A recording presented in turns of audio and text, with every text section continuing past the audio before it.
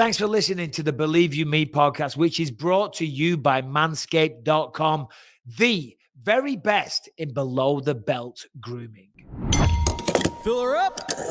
You're listening to the Gas Digital Network. Conceive, believe, achieve.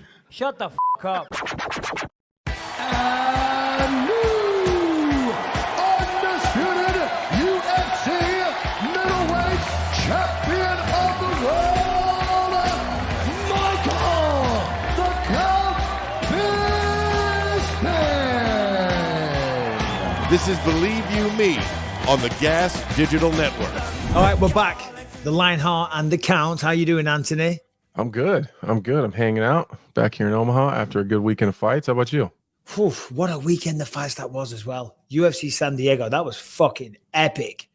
That's typically how it goes, isn't it? Like you get these cards where everyone's like, oh, it's not a lot of big names. There's not a lot of like fireworks fights seemingly. Well, if you really break that shit down like we have to, I was excited on the way there. Like there's going to be some goddamn bangers on this card. It was great. Those guys showed up. Oh, it was unbelievable. And we're going to get to all of that in a little bit. You know what I mean? And we've got Chito Vera joining us in about 14 minutes. So we'll hear from the man himself. But I'm really depressed. I'm really upset, Anthony. I thought we were going to get to hang out. Do you know what I mean? Finally. I'm glad you brought it up. Sink a few fucking beers, but you're just big timing me every single time. Oh, okay. You're going to bring it up and we're lying. That's what's going to happen. Bring it up and we're Go lying. ahead and tell the people. So listen, I'll tell the people. I have a fucking terrible trip in. Like my layover was in Vegas. I get delayed 3 hours. Then they cancel my flight. So I gotta fucking crutch myself out of the Vegas airport into a hotel, then back into the airport the next morning. It was a shit show. So I hit up my old friend, Michael Bisping, on Friday at about, I don't know, probably 9, probably 9-ish. And I just don't get a response. Like there's nothing. Like he ghosts me. And then the next day I'm like, I know that motherfucker's here. Like what has happened? And I see him in the fucking elevator. Like it's no big deal. Like, hey, well, first of all, you didn't get ghosted. You got a response, to which I never got a response. I'm just bringing it up right now. Here's me, 6:06 a.m. on the Saturday morning. Why do you think I'm up and about texting at 6:06 a.m. on a Saturday morning? That means because I was tucked up in bed Friday night by 8 o'clock. I said, hey, man, sorry. Why was that? Because Thursday night, I might have had a little too much to drink. I woke up. Oh, my God. I only had a few vodkas, but it was one of those stressful days. Perillo was there with Chito. I was walking out to go to a store to get some waters for the room and stuff, and Perillo was there. He said, oh, I'll drive. So I jumped in his truck. We went to some random liquor store in San Diego, and I came back. I was tired. I had a little nap. I woke up, and I thought, I'm going to go for a drive, get out of the hotel, get some food. Where's the car keys? Well, couldn't find the car keys, right? Ripped my room apart. And when I say ripped it apart, did it like 50 times, went through the fridge 20 times, emptying every little bit of the suitcase over, because I'm like, it has to be here. It has to be here. And then I'm like, oh, when we went to the liquor store, maybe it fell out my pocket there. So I'm calling Jason Perillo, but of course he's fucking training Chito and getting him ready for the fight and training Luke Rockhold as well. Do you know what I mean? So he said, we'll be about 2 hours. So I had the most stressful 2 fucking hours of my life, just sitting in my hotel room. Eventually, Perillo comes back. We drive to the liquor store. The guy was very nice. He says, oh, yeah, no, we did. He said, is it an Audi key? I said, oh, my God, yes, it is. He said, yeah, next door to the liquor store is what's called the German Auto Center. He said, I thought because Audi's a German car, I've handed it into them. And they're closed until tomorrow. Do you know what I mean? I'm like, for fuck's sake, bro. So anyway, it was one of those days. Might have had a few vodkas. Might have indulged a little bit too much and had a blazing headache on the Friday. Yeah, and then ghosted your old friend. Just did not ghost you. What did you do after the fights? Anything fun? No, not really. Just hung out at the hotel bar, kind of doing the mingling thing with the coaches and fighters. And yeah. Nothing too crazy. Gets a little old at times. Yeah. Then I got a goddamn I'm on crutches, so I can't walk. Hold on, let me just elaborate on that. He's legit on crutches, ladies and gentlemen. Because when I saw you, I mean, obviously you're on crutches, but like you're really on those fucking things. Yeah, like I'm not real mobile at all. It's like you broke your leg or something. Yeah, it's fucking terrible. So I'm supposed to have a car pickup at 9:00 Saturday or Sunday morning, and the driver is supposed to come up into the hotel and like wheel my bag down so he can put it in the car, and then wheel it to wheel my bag just to where I got to check the bag. That's at 9:00. At 8:52, I get a text from UFC Travel. There's not any cars available. You're gonna have to jump on the hotel shuttle. Well, how the fuck am I supposed to do that? Whoa. Co-host of the biggest MMA podcast on the planet does not go with the staff travel. I'm not getting on the shuttle. I'd be embarrassed. What the fuck is this? It turned out to be a shit show. I made it home though, so it doesn't matter. I do have some really good news for us though. Oh, please. I got it. What are you doing? Oh, kid. You gotta tell your wife. She often comes in this room and no, you, Anthony. that was my daughter. I don't know what the hell she's doing. Just walking up into the most important. She's done. She's dead. Goddamn story I've ever told. God's sake. We're all on the edge of our seats here. Right. So I get a phone call today from the. Hold on, let me look at it real quick. Make sure I don't say it wrong, because I don't want to just be general. You know what I mean? Hold on. Let's just real quick. Anthony and Brian. Right. Where do we think this story is going to go? MMA related? Non-MMA related, horse and cart, camel, razor, raptor related, or what? Anyway, continue. From the owner and promoter of the Slap Fight Championship. Oh, he got sent. About that. He got someone that he knows sent a clip of you and I talking about slap fighting. Was it last week? Yeah. And he was so pumped. We're acquaintances. I've seen him around like. Yeah, he's a Midwest MMA promoter from back in the day. So, and he called today and wanted to extend an invitation that we can sit front row at any of those shows that we want. Oh, we're going. And he was just super appreciative that we were, giving the sport itself some credit. Because I, like I said, you'll never catch me dead doing that shit, but I can't get enough watching it. I can't. I love it. So this is yet another one of the many tours that we're doing. Right. You know what I mean? We got the slap boxing. We got the hunting trip. We got, you know what I mean? We got the fishing. The razors. We got to do some fishing, some hunting. We will get it done. We got to get started on some of that shit. We will, but I promise. September 24th in Lake of the Ozarks, they do have, you're going to be filming, right? I am gone from Wednesday. I do Contender tomorrow. And then Wednesday morning, I leave town for 2 months. He does one like every 6 weeks, so we got plenty of opportunities. We'll fly down and do that for sure. That sounds awesome. It'll be a good laugh as well. And we'll finally get to have a proper catch up. Bring the boys with us and get a bit of content. Leaving town for 2 months, which is, I'm excited to go do a film, obviously. You know what I mean? Mm-hmm. But it's when the reality sets in, when it gets close, you got to leave your wife and kids, especially the youngster. You know, Callum's doing his thing. He's up in college in San Francisco. She's actually in Bulgaria doing a little bit of it there. She's happy. But Lucas, he's 12.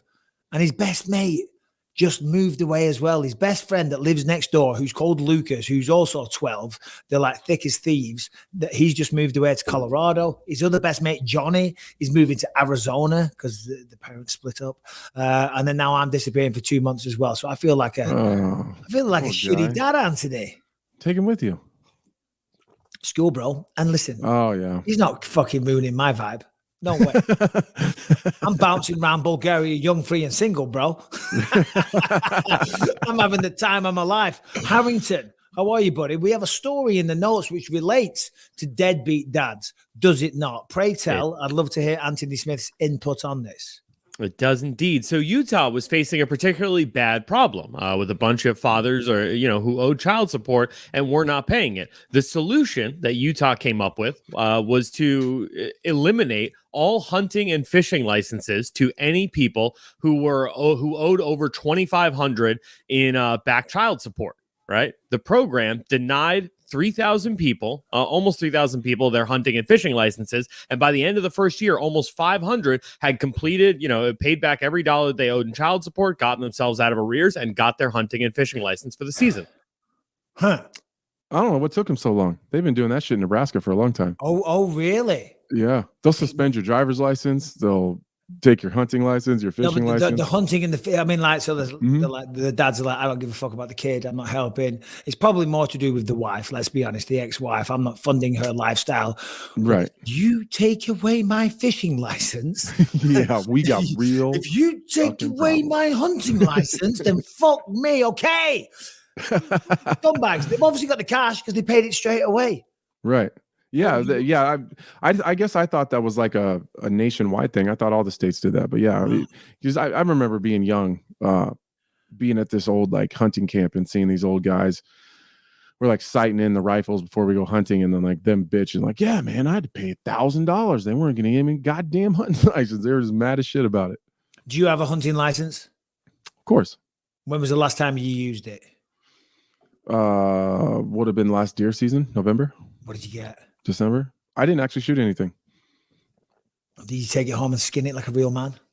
No, I didn't shoot anything. No, I mean, did you just take one of the fucking carcasses home anyway? So fuck it, I love that. No. What are you interrupting me for? I'm not interrupting you. What do you want? I'm looking for Lo's keys or your keys. Check her car. Get away from me. I'm on my show. That's what we Beat it, nerd. Beat it, nerd. She's sweating me like I got the goddamn car keys. I can't drive. Look at me. Araya. Just let Araya know that if you ever get divorced and they take away the hunting license and stuff, you don't give a shit. You won't pay money because she's into. I'm poaching that shit then. Poaching all day long. Poaching all the animals. We have got Chito Vera coming in just a minute. So what have you got going on for the rest of the week, Anthony? Are you a busy man or you just got to take it easy with the leg? No, man.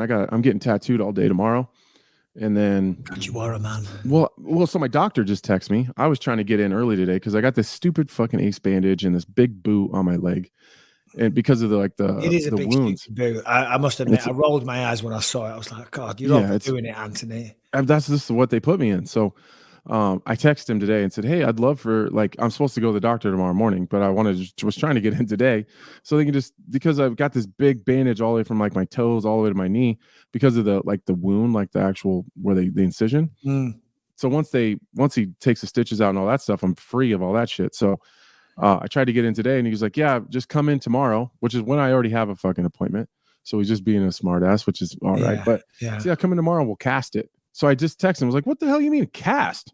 So he texted me back and said, you snapped your leg, Mr. Smith. It has he said, yeah, they're lighter than the splint. I ain't doing no goddamn cast. That ain't happening. How you supposed to get a goddamn foot, a leg with a boot, or a leg with a cast on it into fucking suit pants on Friday because I'm working Salt Lake City? Oh, you never stop. You never stop. I'm going to talk about that in just a few minutes as well. Salt Lake City, lots to talk about on today's show. And Chito joining us, as we said. Hold on. What did you say a second ago? No. If you don't have a cast on though, Anthony, and I'm going to sound like an old man here, and I'm talking from experience, you can't rush these things. You got to be careful. Recovery I always rushed it back too soon, too quick. And then most of the time ended up, hindering myself in the future. I did it with my eyes, did it with my knees, did it with my neck. Put the cast on, Anthony. Yeah, but how you get suit pants on with a cast? It's not my problem.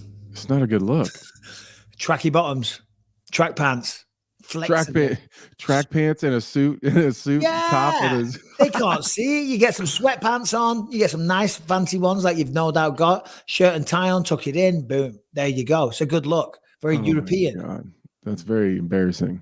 That's what it is. Some people are doing that these days. Anyway, should we talk about Chito Vera versus Dominic Cruz just for a minute? Because I'm excited to talk about that. In fact, before we get to that, because Chito's joining us, so there's no point us breaking it down. The guy can do it himself. I've been getting tons of abuse online. I was wondering if you were going to talk about that. For fucking celebrating Dominic Cruz getting knocked out. Did you see? Have you seen this shit? I did. Yeah, I did. Fuck.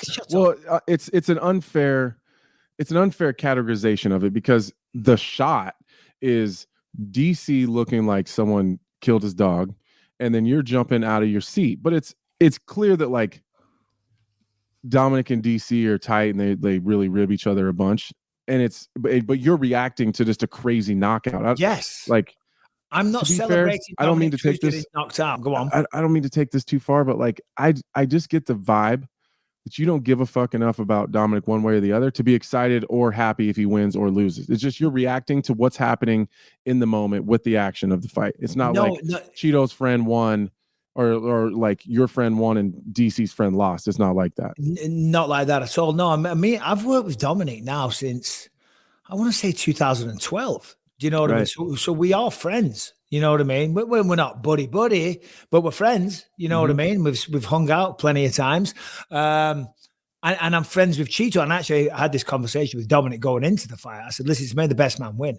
I said, I see you more than what I see Chito Vera, if I'm honest. I'm doing my thing. Chito's down at the gym. I only show my face in there 2-3 times a fucking year. Let's be honest. All I need to do is chest and bicep. I've got that shit in the fucking garage. Do you know what I mean? So I said, yeah, he's a friend. I said, but so are you. It's just made the best man win. I was reacting to a shocking knockout. And this is what I said on Twitter. The week before, here it is, there it is. It's like, whoa. You know what I mean? It's it's the shock of it. The week before on the Contender, when they were all finishes, I was jumping out my seat every 2 seconds. Was that because I was friends with someone? Was that because I wanted to see someone lose? No, it's because, as I said in my tweet, it's called passion for the sport. And that's what I'm doing. I'm dialed in, I'm focused on it. And then the shock of seeing fucking Dominic Cruz get knocked out like that, that's never happened. Yes, Henry Cejudo technically has a knockout, but it was not like that. And Dominic was looking so fucking good until, it started to change. I think I disagree with you. I think I disagree with you there. Tell me. After the first round, and again, this is not a knock on Dominic. I'm just talking about the action that happened in the octagon. Like, that's all I'm talking about. It has nothing to do with Dominic. But after the first round, I looked at RJ and said, I don't think Dominic Cruz can do that 4 more times. He got the takedown. But in my eyes, Dominic Cruz was working so hard just to barely stay ahead. And Chito was just cruising. And like, it was like, we always talk about Chito starts slow and blah, blah, blah, blah, blah. But like, it was so apparent to me who the more dangerous, more effective fighter was in the first 35 seconds of that fight. It was just, can Dominic stay away for 25 minutes? So like, he looked fast. I think he looked young. I think you know what I mean? He looked as good as he's ever looked. I just think that Chito had his number and it was clear right away to me. Yeah. Listen, I was impressed with Dominic because we all spoke about, 37 years old. Is he slowing down? No, he wasn't. He didn't slow down. He looked, I think, the fastest I've ever seen him look. The footwork was fast, the kicks were fast, as he was charging in with those 5, 6, 7 punch combinations, blisteringly fast. But yeah, to your point, there's no question Vera had significantly more power.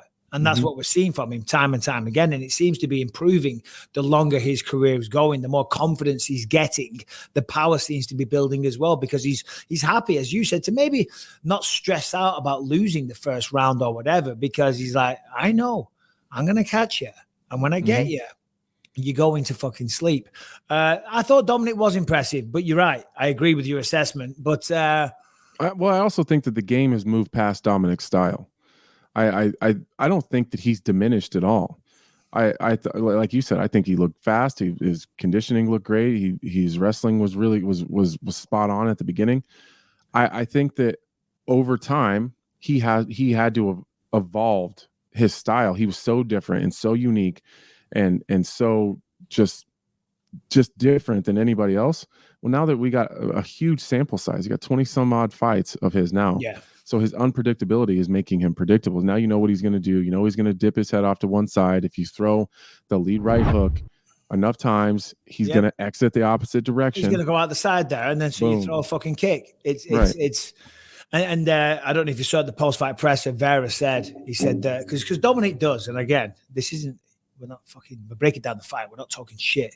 When Dominic enters, he dips his head a lot and kind of arches the punches over the top like this, which isn't, if we're being honest, the best technique, but that's his style. And he's always done that. And Vera said that Perillo sent him a picture of Cruz with his head down like this, kind of exiting that way. And then Vera said straight away, so, I knew exactly what he was saying. When he leaves that way there, head kick, And when you were talking a second ago, I was looking at something on my phone because I wanted to bring this up. I saw this the other day and I wanted to take a picture of it to bring this up because it's a good point.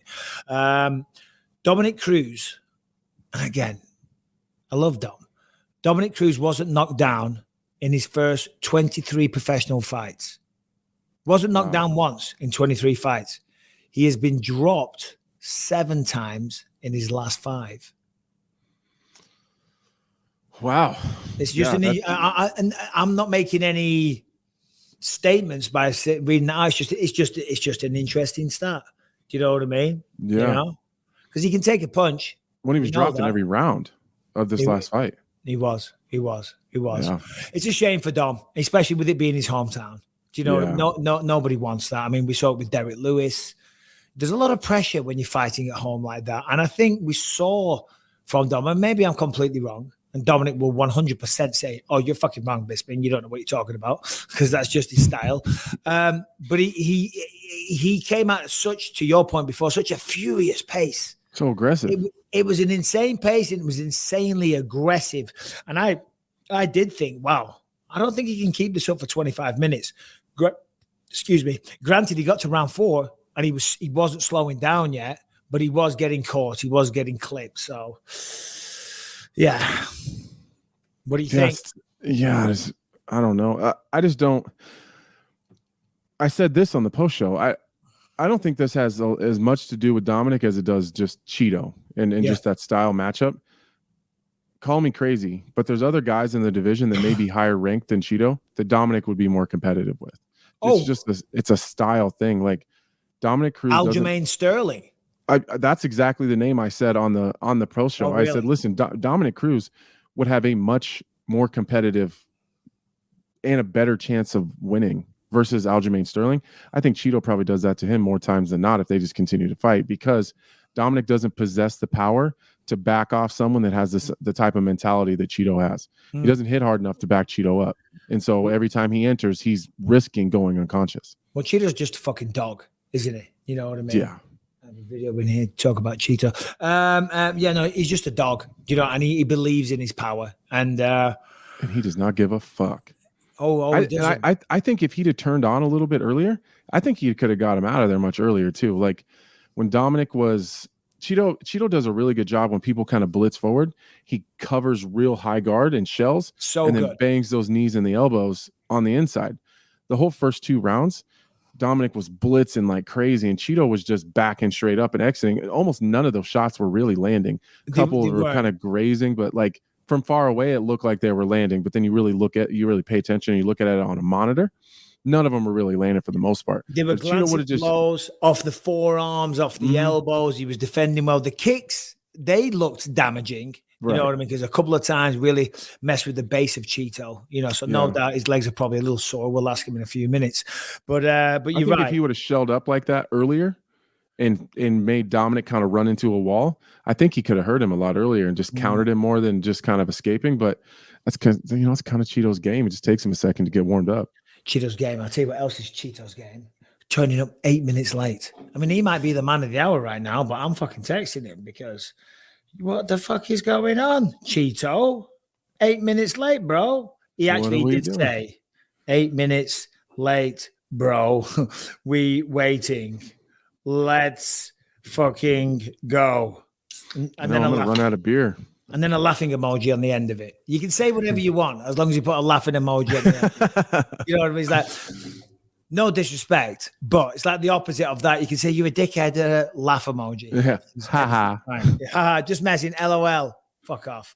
All right, let's just talk about LMNT real quick. LMNT is a tasty electrolyte drink with everything that you need and nothing that you don't. Okay. We're talking about salt. You want that. And the sugar, you don't want that, okay? Sugar is going to give you diabetes, it's going to rot your teeth, it's going to make you fat, it's going to cause all kinds of badness, okay? LMNT gives you all the electrolytes that you need so you stay focused, you don't get headaches, you have energy throughout the day, you can focus, you're dialed in.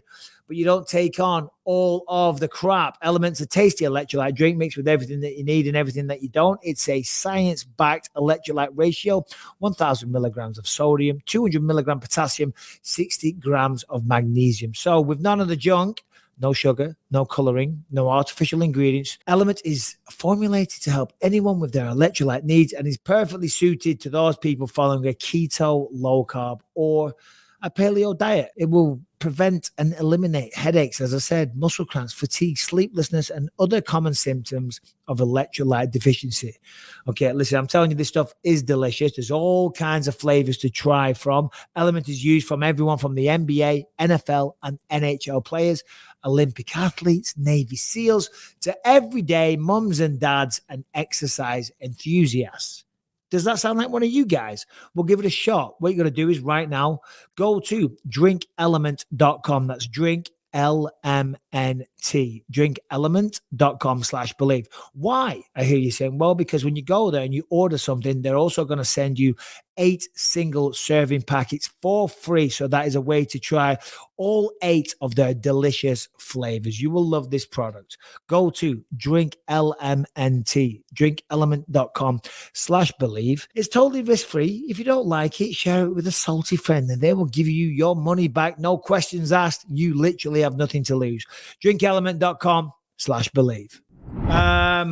Big fights this week. Kamaru Usman taking on Leon Edwards. Yeah. You're going to be there for that. We also have.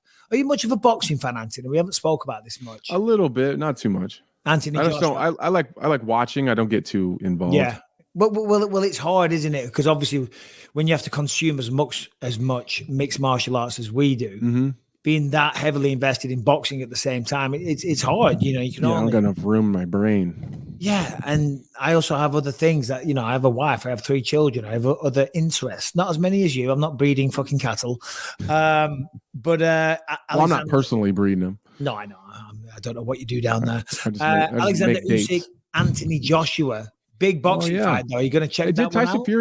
Did Tyson Fury just retire, like for real? Tyson Fury retired. Then Tyson Fury said, I want $500 million to fight. He said, I don't care. He said, there's a lot of rich, very, very wealthy people out there. If they want me to come and fight in their backyard and they'll give me $500 million, I'll do it. Then he was scheduled to fight the Mountain from Game of Thrones, that big, strong guy. And then now he's fighting Derek Chisora for a 3rd time, I believe. So, yeah. Okay. So I'm way behind. He's all over the place. You know what I mean? And I think each one of those statements are kind of accurate. You know what I mean? So pick which one you want. Yeah, he's retired. He's not retired. He wants $500 million. He's fighting next month against Derek Chisora. Who fucking knows? But hold on. So I have a question about that. How is there enough people that want to see that fight again that there's money to pay him to fight? Like, I feel like there's some sort of money laundering situation going on here. What are you talking about, Chisora and Fury? Yeah. Well, I don't know who wants to see that. Maybe people just want to see Tyson Fury fight. Yeah. I thought Brian was talking about Joshua and Usyk in Saudi Arabia. Oh God, no. Everybody wants to see that fight. Yeah. And they have plenty of money. I don't know if you know this, but the Saudis aren't. They got some money. They're not shy of £1 or 2. Oh, shit. I'm so sorry, Michael. Jesus. He knocks out a legend and he thinks he can just show you whatever start he talking wants. shit. My uncle was fucking cooking my favorite dish, and I literally was finishing eating it. And I was like, oh, fuck. But the reason I was late is not because I'm unprofessional, it's because you guys are the 2 professionals and send this link to the email. I don't see my email. If the link will be on my text, I wouldn't be here 8 minutes later. Of course. It's our fault. It's our fault, Anthony. For sure. Yeah, well, I'll take the blame. I'll take it. I'm sorry, guys. I don't like to be late. Nah, don't be silly, Chito. We're busting your balls, mate. I got to ask though, what is the favorite dish? It's called encebollado. It's like a fish soup that you can put plantains on top, like crispy plantains, or like a croissant, like a type of bread, but not specifically a croissant. It's a different bread. It's called cachito. It's fucking good. Are you familiar with Ecuadorian cuisine, Anthony? No, I'm not. Sounds like I would eat the shit out of that, though. Oh, dude, this soup it's a different thing. I'm so happy right now. What is like? Oh, go on. Sorry. it's just it's just fish, a lot of vegetables. They let it cook for a long time, and they put everything together. And fuck, I feel like $1 million Are you man right full? now. Are you full now? I never eat till I'm full because I don't like the feeling. I just ate a small plate and feel good. See, this is why You're so much more of a. That's why you're fucking who you are. I eat until I can't fucking move anymore. Yeah, that's not good for you, bro. What is like like a staple Ecuadorian dish? Like a traditional Ecuadorian meal. What is in that? In the coast, if you live in the coast, rice, beans, and steak, it's every day. If you're like more like in the beach, it's like rice, like onion type of like onion, limes, and fish. And in every city have like a different cuisine. Like no one is the same. So everywhere you go, you just have so much variations of like really good food. Like in Quito, in the capital, like a lot of corn soups or cheese soups or something called hornada, which is pork. Dude, we have good food. It sounds good. I'm getting hungry just thinking about it. I haven't had a good meal in a long time. Chito, you were busy at the weekend. It was a great weekend, man. It was a huge opportunity, and I feel we capitalize it and take a lot of advantage of it. We'll go back and forth, Anthony, so we don't step on each other. We'll take it in terms of the questions. Obviously, what a performance. The crowd, the evening. It was just absolutely sensational from start to finish. And then you capped it off with that knockout in round 4. We were just talking about the fight, and people say Chito Vera, he's a slow starter, right? And I know we've spoke about this before. Is there any part of you when it gets to round 4 that you start thinking, shit, maybe I've got to step on the gas a little bit more? Maybe I got to fucking try and go for it? Or are you still in your mind, cool, calm, collected, thinking, no, I'm going to catch this motherfucker? I was okay with I was down. I really thought at least from 1 and 2, maybe for sure one of those wasn't mine, but I was dropping him in both of those rounds. So I was thinking myself, like, are they judging volume, or I'm putting you on your ass with a punch or a kick, which I don't know that I can control that. But going into the 4th, I was just truly calm. I was very focused, and I used to have the gas full. I was full of gas. I was like, it's gonna go down. Like, that type of pressure is just non-stop, and I was on his face this whole time. And I said before, he's at his best when you throw punches at him and you catch the fence and he's already on the other side. I was able, even when I was missing, my balance was just enough there that I never fall all over my punches. And coach told me, you have, in the morning when I was hitting mitts for my shake, I was like, dude, you're sipping right now. Everything is like sharp. Just when you get in there, just remember one thing: stay focused and don't overdo anything. Like, coach don't say too many things, but say the right things. And I wasn't expecting the finish, because I think if you chase it too much, you won't get it. I was just trying to find those openings and just staying consistent. And I feel like I did better things than in the past. I think I put more combos this fight. I think I punch a lot better in the counter. So I feel like we just add another wrinkle to our game, and I'm just feeling better. So, Chito, during your fight, you made like different adjustments at different times. Like it was really, honestly, I went back and I watched it again last night. Like a lot of your fights, when someone's blitzing you or they're coming at you, you go high guard, you kind of hold your ground and don't really give up any space, hit the knees and the elbows on the way out, right? But like in the first round, you were kind of backing straight up and getting away. Maybe it was some of the speed of Dominic, but then in the 3rd round, you adjusted to that. Then you were going, left punch, left kick, and then you switched it like halfway through the fight to like lead right hand, left kick. You know what I mean? Like, Did you purposely make those adjustments, or was it just like you're just seeing it in real time and figuring it out? I just feel like mixing it up it's very important. Like a lot of people have like a really strong like he moves a lot. He does a lot of crazy stuff, but he always go left, right, left, right, left, right, right. But in a video, that's what you see. In the fight, he didn't change that. He don't double up in the same side. Everything is whatever he throws hard in one side, he brings his whole body to the other side. So it's a little easier to watch it when it's like that. So in my side, I was like, okay. They were very, very methodical. Like every time I was going Southpaw, their coaches were like, okay, now it's going. The left kick is coming. That's all it's gonna have there. Like I was just like, okay, and then just based on how super methodical they were, like okay, righty, he kicked the leg, Southpaw, he kicked the head, and then I was like, that's cute.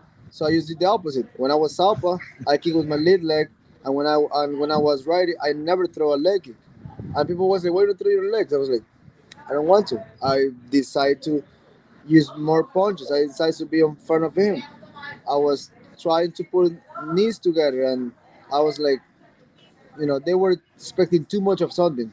I was expecting nothing. I was just expecting madness. I was like, this is gonna be a hard fight. It's hard to catch, moves a lot, figure it out. Obviously, what a stoppage. It was beautiful, Chito. And we're all fighters here. The feeling in the mind and in the hand or the foot when you land that blow, you know what I'm talking about, when you land that fucking punch and they go down. And if it's a punch, you can feel it in your hand through the gloves, and on your feet, you can feel the fucking impact.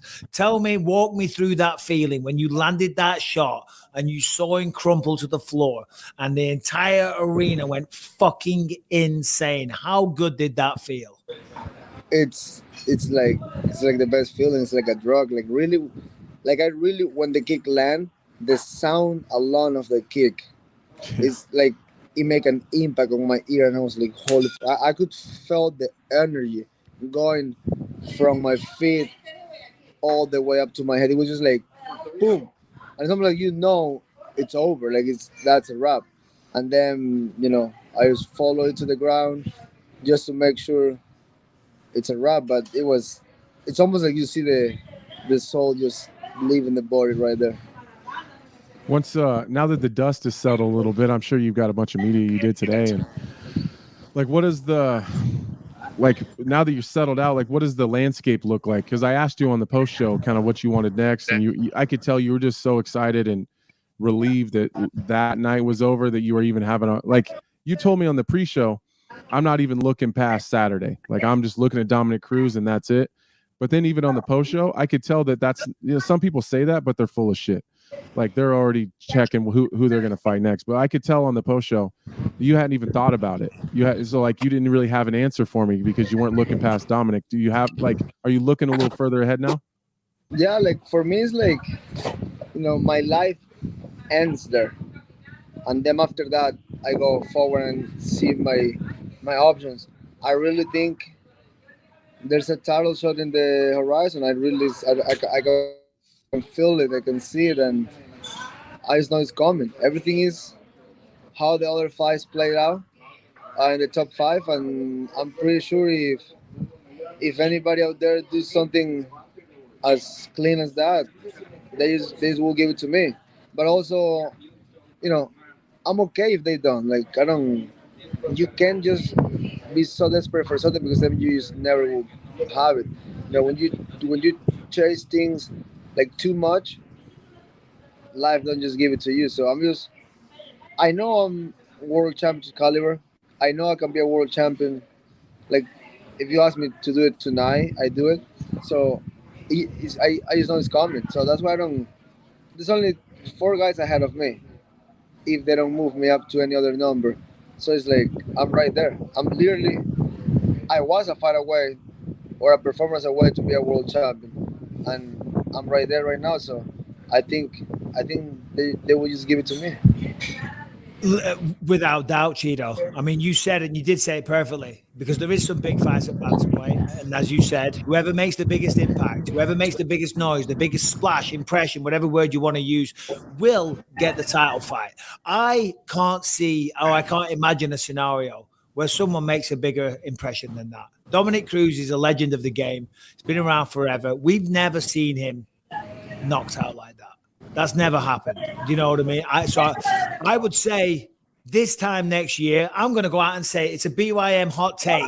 You will be champion of the year world this time next year. I think it's coming. I just know I'm gonna be a world champion. Like, it's just a feeling. Like, I know nothing changes. Who's the guy? Nights like that doesn't change my mindset, my life. It's all how you handle it. I just feel I'm just doing it right. I'm standing. Who's the guy you take the belt off in your mind? You must have thought about this. Who is the guy that you take the belt off? Who's that gonna be? Say that one more time. Who's going to be the champion? When you become the champion of the world, who are you taking the belt off? That was a hard question. I guess in October we'll find out. Okay. I'll just be quiet. It was Anthony's turn anyway. No, it doesn't matter. Well, you're always training. Like, you don't ever seem to ever take a break, right? But after a fight like that, a training camp, what are you going to do to relax a little bit? You going on a trip? You going to do anything fun with the kids? I don't know. I really enjoy training, but I might take my family somewhere. It's all timing, like after the fun fight, once you're top 5, I was thinking like maybe things will slow down. I was like, you want a main event in San Diego against Cruz? I'm like, fuck, how you decline that? And I was already consistently training. I was already feeling good. So I was like, why not? So now, I just feel like the vacation thing and the taking time away, I get it is good for you, but it's also good for you just staying sharp and consistent, because it's only, if you put in perspective, it's only the next 6 years that are the best years of my body and my mind and everything for the sport. So I'm like, might as well just be all in and play later. Like 100%. All those vacations are going nowhere. Hawaii's gonna stay there, New York gonna stay there, Italy's gonna stay there, but being a world champion is not gonna be forever. So I'm gonna get that first, and then I see. And I love that mindset, Chito. And I always talk about it when I commentate your fights, because you are so disciplined and dedicated, and you just spoke about it there. However, that said, when I texted you this morning, it was like, Anthony, I might still be fucking drunk. we drink some wine last night. It was my whole family, my mom, my dad, my wife, coach, his chick, and 3 of my friends. And we used to start drinking wine, and you know how that works. By the end of the night, I was just having a bottle on my hand, and that was my personal wine. And this morning I said, like, holy shit, there was like a little over 10 bottles of wine over there. So, we had a great time. We enjoyed a lot of laughing, because laughing is good for the soul, and we have a good time. It was beautiful. Do you take any time off from working as broadcasting and commentating the fights, or you going right back to work? Well, then that's up to the main producer to tell me when, give me dates. But I pick and choose more the cards I want to work. Sometimes the pay-per-views, I'd rather just watch it from the couch and enjoy the show. And when there's like a smaller card but with a really high talent, I'm like, okay, I want to commentate that just to watch it and have a feel of a live fight. Like the Arman Saryukan with when he fought Garnbrot, I was like, I want to do. I choose that one because I was like, I want to see that fight live, and that fight was crazy live. It was a scramble after a scramble non-stop. I was like, I really enjoyed calling that fight because I was like, wow, like any other guy will be so tired after that, and that give me an idea of keep pushing, because that fight, whoever pushes this much won it, and that give me something in my mind to remember. Chito, your story, you come from the streets of Ecuador. You were a scrappy little kid. You've told me on those when we used to drive together for commentary, but now he's too big time now, Anthony. He won't drive with me anymore. But Bullshit. You don't want to do it anymore. I don't know why. You like me. Don't be silly. Next time we're going together. No, but you come from the streets of Ecuador. You're a tough kid. You're a scrappy kid. You learn martial arts. You get in the UFC. You were learning on the job, and now you're almost at the top of the fucking sport. You're going down to Ecuador. We all saw the response that you got when you went down there. I mean, you're loved down there. You're earning good money. I saw your payday Saturday night. You know what I mean? You're stacking those chips, brother. I mean, life is good, right? And just for anyone sitting at home right now that wants to make something of their life or whatever, what would you say to those people? Because, fighters, we're not cut from, we're not born with silver spoons in our mouth. But right now, I'm assuming things are pretty good for you. But that's through hard work, determination, getting off your fucking ass and making it happen. You're 1,000% right. Like I was really like, when I was sitting down in this specific swing that I have at my house early this morning, I was just thinking, I was like, fuck. When I was a kid and I was like just dreaming to be there one day, just to be the first fight of the night, with the lowest pay, and I wanted so bad. And now that I'm making the walk on a sold-out arena, and I'm the face of the card, that's fucking unbelievable. That's like, just looking back, all the hard days, every time the tunnel was getting smaller and smaller and smaller, but there's a little tip of light right there, and you just go through so hard. You just go through and blast it, and you're like, wow, like I made it. That's just like everything was, and it will be so worth it because I'm literally living my dreams. Not a cute quote from Google, not a motivational bullshit that people like and they're empty in the inside. This is real. I'm living a dream with my eyes open, and it's fucking unbelievable. And I always tell people out there, like, if you just push a little harder than you pushed yesterday, you might get it tomorrow. Man, I think that right there is why people are attached to you. Like, I find myself like listening to your promos or your interviews, like even like I've had the same situation, like you win a big fight or a main event or whatever, and then you're sitting around and you just think like, I can't believe I'm actually living this fucking life, after all the bullshit that you've gone through before. But even that, I think that's exactly why people are drawn to you, because it's even someone like me or someone like Michael who's also walked that same path and done the same thing. You even give motivation to people like me. Like when you walked away from the desk, I was so mad I had a broken leg because I was ready to fucking fight somebody. Like, it's just, I don't know, man, that nobody cares, work harder kind of mentality. Do you feel like in the last, the last year that people are drawn to you more because we're getting more of your personality now? I feel that you just keep getting stronger and keeps getting better. And I feel like when I was a kid, I always had the feeling, I always have like I can do it, I'm gonna beat somebody, and you just need to find the right people. And life will put you options out there.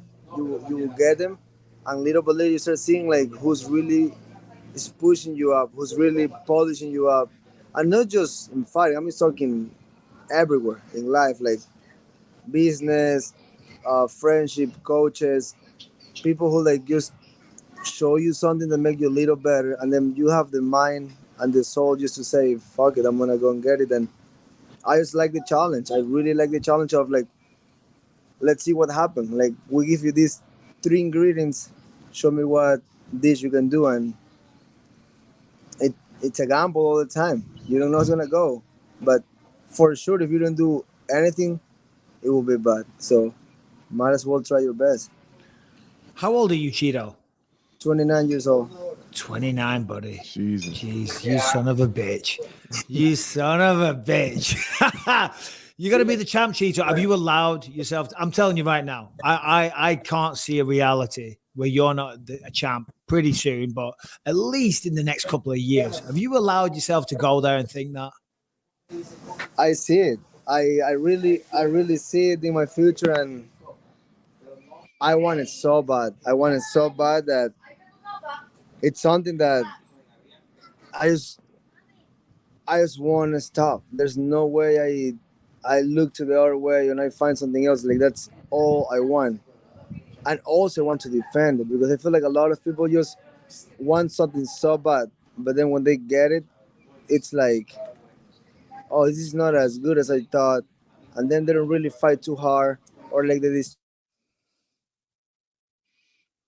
put them in another place, you know? Yeah. So for me, it's like, I want to get it and I want to defend it. Oh, absolutely. Yeah. Well, because you're not the champ until you defend it. I defended it once. We're going to let Harrington throw the noise got killed. Say again. Oh, you can't It hear was us? perfect and then goes away. No, that's Harrington's fault. Do you hear me now? You got me now, buddy? Hold on, he'll come right back because he's a pro like that. It is inspirational listening Fuck, it to is. him I just kind of sat back here like, I'll just listen for a second. Yeah. No, because he's had quite the journey. You know what I mean? And he had a few losses here and there along his way, but see the improvements that he's making. And as he said, you just got to believe it, but you got to get off your ass and do the work. You know what I mean? Believe, achieve. Well, I was going to say it sounds a bit like that, doesn't it? Because Rockhold's in action this weekend as well. I hope he comes back. We've got fun Twitter questions, and I wanted to end on. Hey, I have a question for you. Go ahead. When you won the title, did you have this overwhelming feeling of that's it? No, my plan was to defend the belt 3 times. I didn't get to do that. I defended it once. I had a second title defense against George, and then that was that. But my wife, because my story was a little different because of my eye. You know what I mean? I was fighting with one eye for years, lying and to the doctors and all the rest of it. All right, let's talk about Manscaped real quick. You know, the one, the leading, the best brand in below the waist grooming. Okay, you got to stay nice and tidy down there, you know, but you want to do it without looking like you've had your balls trimmed by Edward Scissorhands. That's the reality here. And now with Manscaped, they're offering the Performance Package 4.0. In this package, you get the Lawnmower 4.0. It's got a great battery. It's waterproof. You can do it in the dark. It has a light on. The battery lasts for goddamn hours, but you also get the Weed Whacker. It is an ear and nose hair trimmer, so you don't look foolish. You get the Crop Preserver Bowl Deodorant, the Crop Reviver Toner, the Performance Boxer Briefs, and you also get a travel bag to keep all your goods in. No, we're not done there. They also offer the Sheer 2.0 kit to take care of your feet. They're just as important. Take care of the, you know, you're down below. I'd say that's more important. Do that. But the feet, they need trimming as well. So here you get the stainless steel nail cutters, you get the tweezers, you get the grooming scissors, and you get to take care of your feet. Right now, check out these products. They're great. Manscaped, you need a bit of that in your life. If you're a real man, if you're clean, you're hygienic, you need to go to manscaped.com. Use the promo code Bisping20. You're going to get 20% off and free shipping. Manscaped.com. Bisping20 is the code. 20% off. Free shipping. It's a great deal. It's a great offer. They're going to drop it off at your house for nothing, and you will never cut your balls ever again. There he is. We knew you'd be back, Chito. You got us, buddy? Yeah, the boys just went away randomly. Oh, again, it's Harrington's fault. Don't worry about it. He's going to ask you a couple of Twitter questions in a minute, and then we'll let you go. But I want to end on this. Going into the fight, you and Dominic, there wasn't really much shit talk, but you were, you know, obviously you're going to fight. You were rivals. The fight's over. You were the victor. Did you see Dominic afterwards? Did you guys get to exchange any words or anything? No, not really. I don't saw him at all after the fight, but before they call out to raise my hand, I went straight to him, and I was just like, it was never nothing personal. And thanks for the opportunity. Like, that's it. That's all I say. Yeah. Well, did he say anything back? Yeah, he was just like kind of like shaking his head and told me like, yeah, sure, whatever. I don't want to talk too much because he's coming off a head kick from he was face down, so I didn't want to have a full conversation. I just shake coach's hands and be like, "Hey guys, thank you." Right. You know, I'm getting abused for biased commentary, Chito. Say that again. I'm getting abused for biased commentary. Really? You're so professional. I fucking wasn't biased. I was calling it how I saw it, but I'm getting abused on Twitter. Anyway, speaking of Twitter, you were pretty biased, by the way. I know. Get I fucked, know that. Anthony Smith. I wasn't biased one little bit. I call it as I see it, straight down the fucking line. Someone lands a shot, I celebrate it. Someone lands a head kick, I celebrate it. Harrington, we might celebrate you if you show yourself on camera and ask some good questions. Okay, so Spanish Town by Chronix is such a banger. It was your walkout track over the weekend. Can you give us some good reggae music recommendations? Well, let's start with Bob Marlon. Just shuffle that thing. Go. Chronix. Chronix is really fucking good. Stony Hill, the album by Damian Marley, that's fucking beautiful. Don Carlos, Sister Nancy. Fuck, there's so much reggae. And then I do have a little playlist. I'll have to find it. That when I met up with Bob Marlin photographer, I was like, hey, what Bob Marlin should listen? He's like, he like this guy, he like Peter Tosh, but the main names. But he gave me some DUBs like underground reggae guys. Pretty nice. I'm gonna make a little playlist and let it flow for the people that want to get high over there. Let's go. All right. Speaking of getting high, this is two questions here. One, you and Michael Bisping, who drinks who under the table? Second question, you and Sean O'Malley, who smokes who under the table? Michael will definitely outdrink me. I don't think that's a beatable right there. But I'm definitely drinking with him. And Sean O'Malley, I already smoked that boy out, so that's all. That's it. That was a good answer.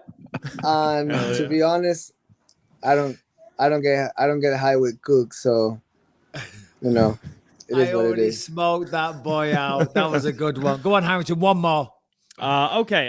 Jossie asks if you feel any pressure carrying Ecuador on your shoulders, given that you're the only athlete to really break through at this level, outside of speed walking, of course. And she also mentioned that her family in Loja are rooting for you very hard every fight. I appreciate that. It is hard. It is hard in a way because you have all eyes on you. That's good because open the gates for big opportunities. You're well known, all that thing. It's great, but I've been able to create that pressure and just translate it into motivation and just enjoy and just try to represent my people the best I can. Just let them know that we're able to do things through hard work and dedication, and you can do it. If you want it, you can do it, but you have to fucking want it bad. And I fucking love Ecuador. I love being Ecuadorian, and I love the fact that from a small country like that, I'm making history and big things for my country. And that is a beautiful way to send off. Had I not, I just thought of one really quick one. Luke Rockhold, Paulo Costa this weekend. How's that going to go down, Chito? Dude, you have two freaks. Let's start with that. Those guys are freaks. And Paulo Costa is a freak on TV. I saw Luke in the gym. That guy has every single asset somebody can have. He have it. Strong, big, flexible, technical, well-rounded. It's just how his mind is after a couple of years of a layover, because being out in the game, sometimes you forget. But he's been working, he's in shape, and we'll see. You cannot be hit clean by Paulo Costa. I think he's aware of that. I think he's gonna show up with with a good attitude, hands up, and he's prepared. He's being in the gym. In the other side, I also think if he uses that top control and his grappling and jiu-jitsu game, I honestly don't think nobody can hang with him in that division. But first things first, you gotta. I mean, I'd kind of argue. We know that, Michael. I'm joking. It's not about me. I know. I'm kidding. But like, I really think if he blasts those kicks and take him down early, dude, he might put him out. And dude, just imagine that making a comeback at that age, win, and he's not coming and fighting like a number 10 guy, like a kind of like an alright guy. He's going straight with fucking Paulo Costa, that fucking son of a bitch. Let's see if he drinks some wine this time. It is. It's a ballsy move. It is. Yeah, it is. So we could send Paulo Costa a bottle of wine. Oh, we could send him one to his hotel the night before. I read one. Yeah. Let's send him a case. Exactly what happened. We'll get him drunk. Chito, you are the man. I know you're very, very busy. You're celebrating. You're having time with your family. So on behalf of all the believers and all of us here, really appreciate you making the time. Really do. I mean that. Let's get together soon. Let's go grab dinner one night. But congratulations once again on an incredible performance. Can't wait to see you for the future. Anthony, any words? No, man. I really fucking enjoyed the build up to the fight and just your real genuine mentality. So I'm glad that no matter how high you climbed, you still kept that. You know what I mean? You're a fucking real one. So congratulations. Thank you, guys. Thank you so much. I appreciate that. And Mikey, you inspired me a lot, brother. Thank you so much. I'll talk to you soon. You still inspire me, mate. So take care, buddy. All the best. Have a good one, guys. Thank you so much. Right, yep. There he is. Chito Vera. What a fucking gangster, bro. Oh, he is. And I don't even want Dominic to watch this because he'll be like, I watched your podcast. You had fucking Chito on. You had him on and you kissed his ass. And it's like, listen, first of all, I would have had you on, Dom, if you were on. Dominic doesn't even like me. So it's like, I don't actually know if he does. Real good. I don't think he likes me, but. Oh, really? I don't know. He's a prickly guy. No, I have to be honest, though. You know what I mean? Like, that's the worst part. This weekend was really fucking hard for me because it's two guys that we work with. So, yeah, I guess I don't interact with Dominic that much, but I interact with Chito more just because I think some of we're just more similar, like in personalities. But you got two UFC commentators fighting each other. No matter who you pick, you're gonna have to pick against someone you work with, which is tough. And then I don't know. I think I just started saying fuck it and stopped worrying about what fighters were gonna think and say and tiptoeing around their feelings on the show. So I'm just honest. So I know that that's going to come back and bite me in the ass at some point in time. All right. Well, we got lots to talk about because we got UFC 278. So real quick, we're going to talk about some utter nonsense that Harrington put in the notes. Let me ask you this first of all, Anthony. Do you like a good water park? Mm-hmm. Do you love water parks? Do you like a water park in China? Never been to China, but I would totally go to a water park in China. Would you want to see footage of a water park in China? Let's go. Oh, well, funny you should say that. Because you happen to have one? We just happen to have one. Brian rolls the tape. Harrington, give us a bit of feedback here. While Brian, no doubt Brian right now with his long hair is scurrying about. The hair's going everywhere. He's like, oh, fuck, Mike. You never fucking... He wasn't ready. Yeah. I was ready. There's just an ad playing on Twitter, but I got it right now. Give the break it down, Harrington. Yeah, I mean, just not too much to break down here, except for the fact that this went viral over the weekend because this water park in China looks like the world's biggest bowl of Fruit Loops. hold on. There are people. There are people in a water park. Thousands. How's no one fucking dying and drowning? How would you even know? Oh my God. I mean, you would drown and you would die. And no one would know. No one would know. I drowned, but I didn't die. It was close. It was touch and go for a while.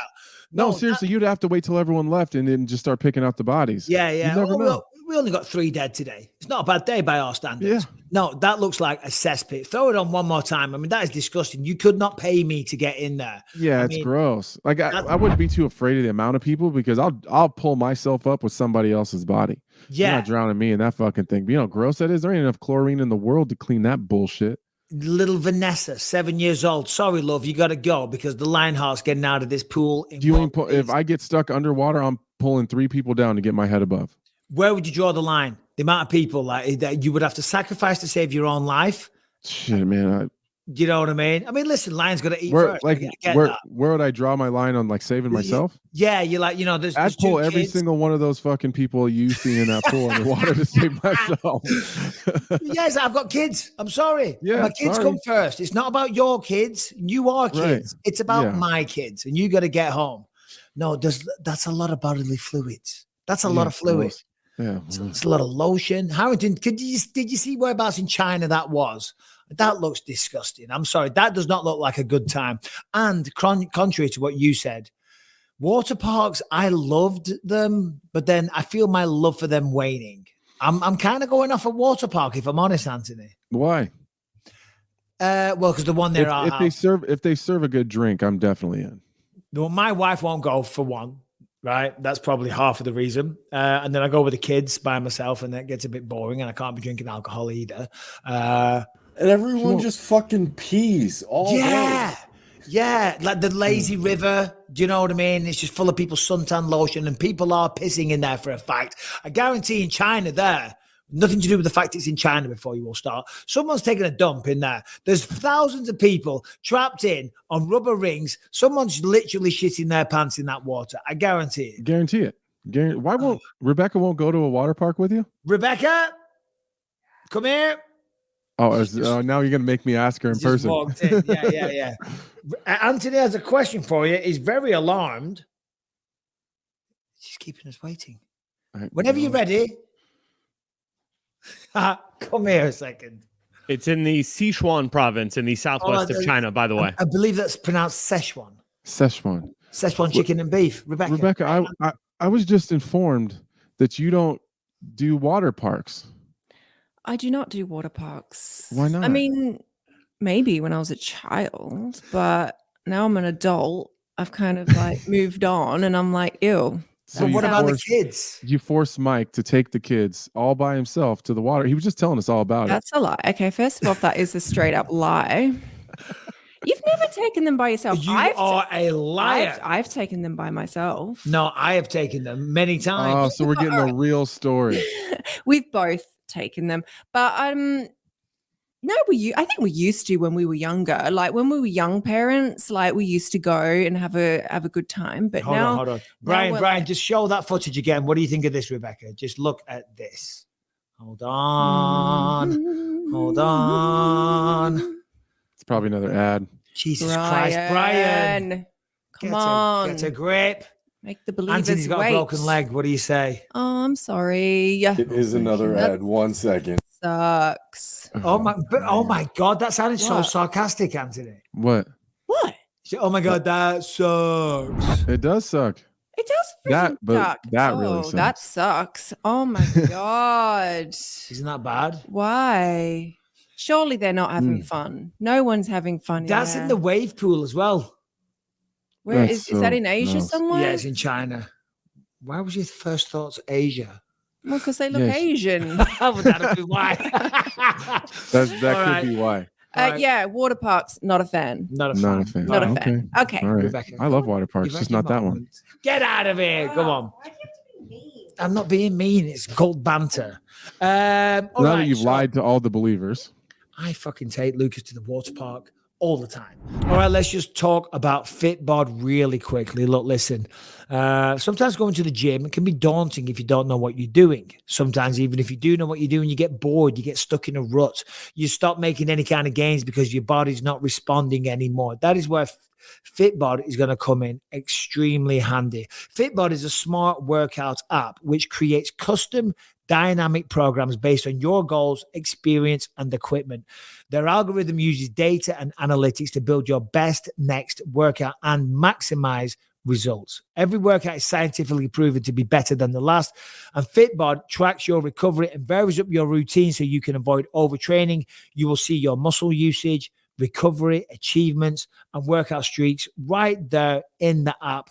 The app is super easy to use. It has HD video tutorials, so any new exercises, you will be able to learn them very easily. It can integrate with your smart devices like smartwatch, Apple Watch, all that good stuff. So realistically, what we're talking here, it's less cost than one session with a personal trainer, right? You want to go to the gym, you want to work out, you should make that a part of your lifestyle, but you want to do it smartly. Okay. So that is where FitBod comes into play. As I say, less cost of one session with a personal trainer. You will get a full year of personalized workouts with FitBod. So right now, go down to that gym, go with purpose and go with FitBod. Get 25% off your subscription or try the app out for free when you sign up now at fitbod.me/believe. That was the key part there. You can try the app for free. And then if you do subscribe after liking it, you will get 25% off your subscription by going to fitbod.me/believe. 25% off your subscription or try it for free at fitbod.me/believe. Harrington, have you got a non-MMA story for us before we move on to UFC 278 this weekend? Some great fights real quick. Those Yasmin Uruguay and Lucindo, those two women that made the debut. Lucindo and Yauragi. Yeah, that's what I said. Yeah. I think. Yeah, I think I said how Reggae. How right? Oh no, it is how Reggae. It is because I don't know if you know this. In England, does Reggae mean good luck here? I don't even know. In England, if you're lucky, they might say, "Oh, you raggy bastard," like raggy. Yeah. And it's how Reggae. And I was going to make a joke on Saturday, and I said, she lands a left high kick. How raggy. But then I thought, no one's going to get the joke. No one else is going to get it. Yeah, exactly. But in my mind, I'm laughing my head off. Yeah, how raggy. Fucking hell, how raggy. Those, they were sensational. What about Nate Landwehr, David Onama? That was one of the craziest fucking fights I've ever seen, ever. Like, it wasn't again, you don't even need the big name value and the high stakes. Like, you just get one country motherfucker and a young cat and just throw him in there and make him do it. Nate Landwehr was almost out of there in the first. Like, he was real close to getting stopped. And then just seeing him just kind of channel that inner veteran that, went over to Russia and fought for the M1 title and just was in terrible places and positions and still was able to win. And just channel that just old school, like, maybe you are better, stronger, faster, younger, but fuck you. And I'm going to wear you the fuck out. And I'm just going to pressure you. I'm not going to take a step back. And he got big brothered. Big brothered. I think he's from Clarksville, Tennessee, if I'm not mistaken. And in my in-depth analysis and research, I go the extra mile, Anthony, when I'm researching for the fights. Right. Did you know, and just look this up, Brian, Nate Landwehr has his own day in Clarksville, Tennessee, if indeed that is where he's from. He has Nate Landwehr Day. Once a year, they celebrate fucking Nate Landwehr. I can see why. I totally, I get it. And I felt real bad after the fight because I don't think I gave him enough love maybe on the pre-show, because the guy that everyone wants to talk about is Onama. So it's like, you got to talk about what people want to hear about. And I think I did give him some love, just how tough he is and how, just his mentality is going to be his strongest asset in the fight. But watching him just toy with the crowd and have the crowd in the palm of his hand and have Onama ready to quit, looking for the door, and Nate Landwehr just letting him up and just walking away from him when he's curled up in a ball against the fence. When he's side controlled, he let him back up again. Like, That's crazy. Wild. You don't see people having side control and saying, I'm just going to stand up. Come on. And then pumping up the crowd. Like all he had to do was hit him with 5-6 real quick elbows. That ref was ready to stop it. He just he didn't want the moment to be over. Let me ask you this. James Krause, tremendous coach, doing great things at Glory MMA. What did you think? I think it was the end of the second round. And it looked like Onama was kind of out of it on his stool. Right. And James Krause kept saying, do you want to carry on fighting? Do you want to carry on fighting? Onama never answered. And I see a little bit of, this is the only reason I'm asking the question, because I'm genuinely curious. A little bit of backlash on Twitter. People saying, he never even answered. That should tell you everything. What was your thoughts and feelings at that time? That Onama's tired. He wasn't, he took some damage, but he wasn't getting wrecked. I mean, Nate Landwehr was pretty tired too.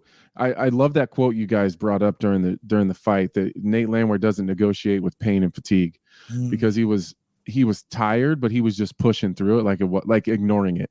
Yeah. So none of those shots, like I think Onama was reacting pretty big to it, but it's because he was exhausted. He was, you know how it is when you're gassed, like you can get just barely touched and it'll flip your whole head back, you know? So I think that James probably made the right decision by not pulling him out, even though he didn't get an answer. If he was getting, just yoked with elbows and crushed, maybe that's a different conversation, but he was just tired.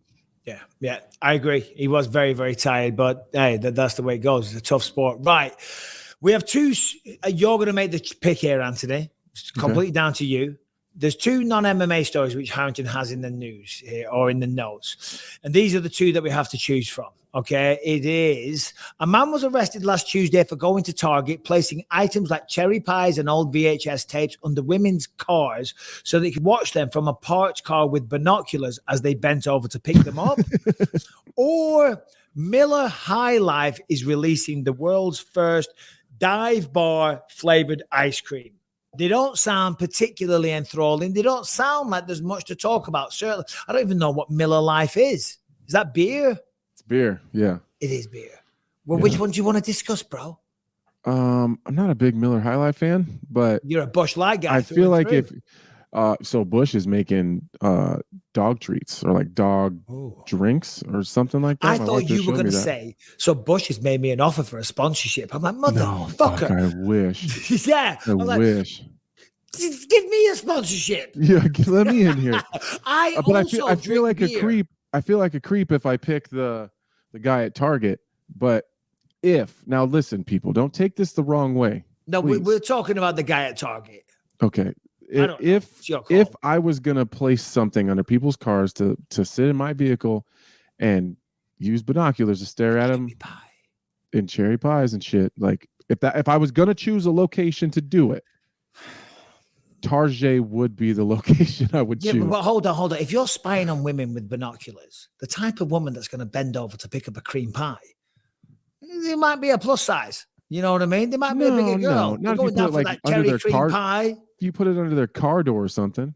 We're talking about the quality of women that hang out at Target. Are they good at Target? Yeah.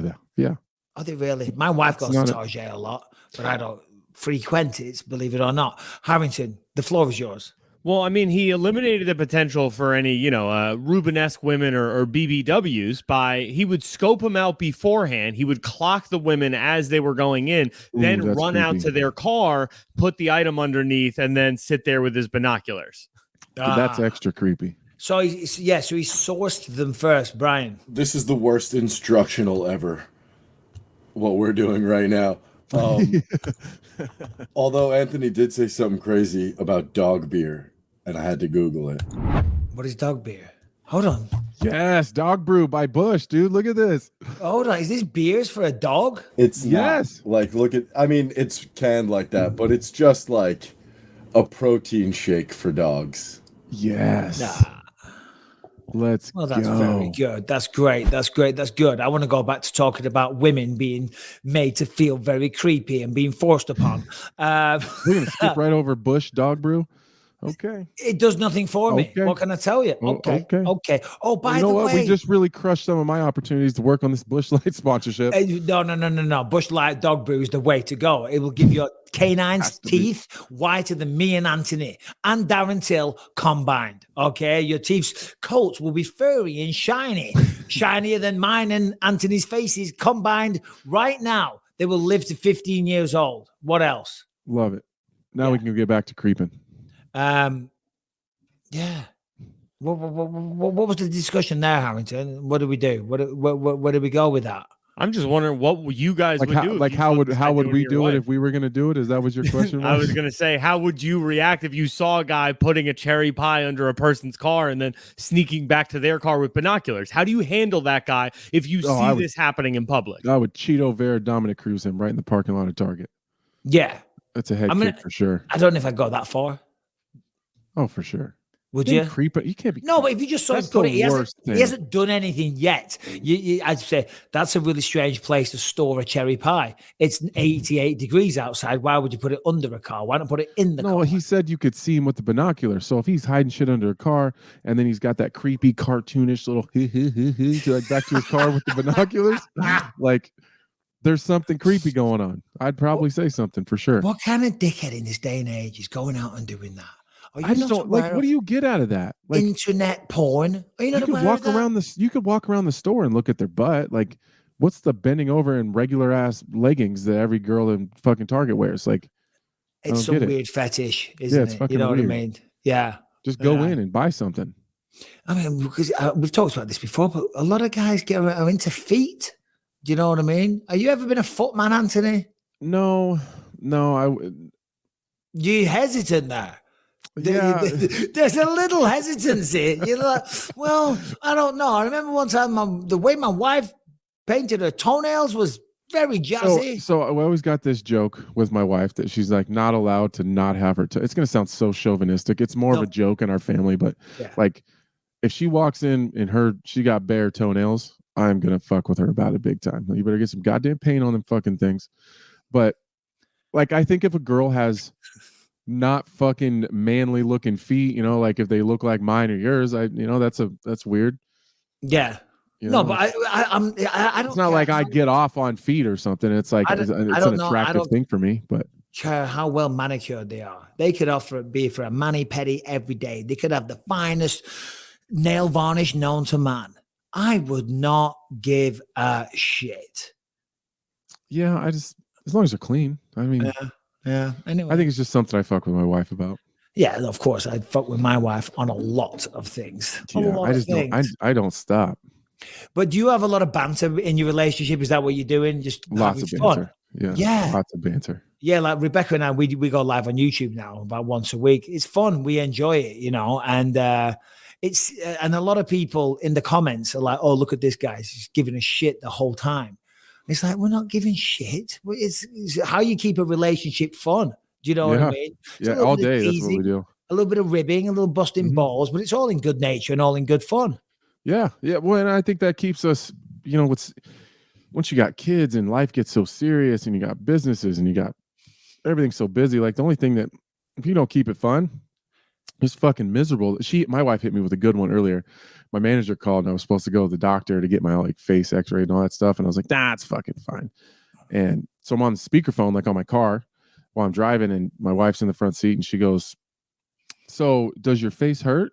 And I'm like feeling it around. I'm like, "No." She's like, "'Cause it's fucking killing me." I was like, "Motherfucker." That's a good one. That's a good one. She hit me with a good one earlier. Oh, God bless her. God bless her. All right. Chito had a fucking good one too. What was that one again? When we asked Chito about O'Malley.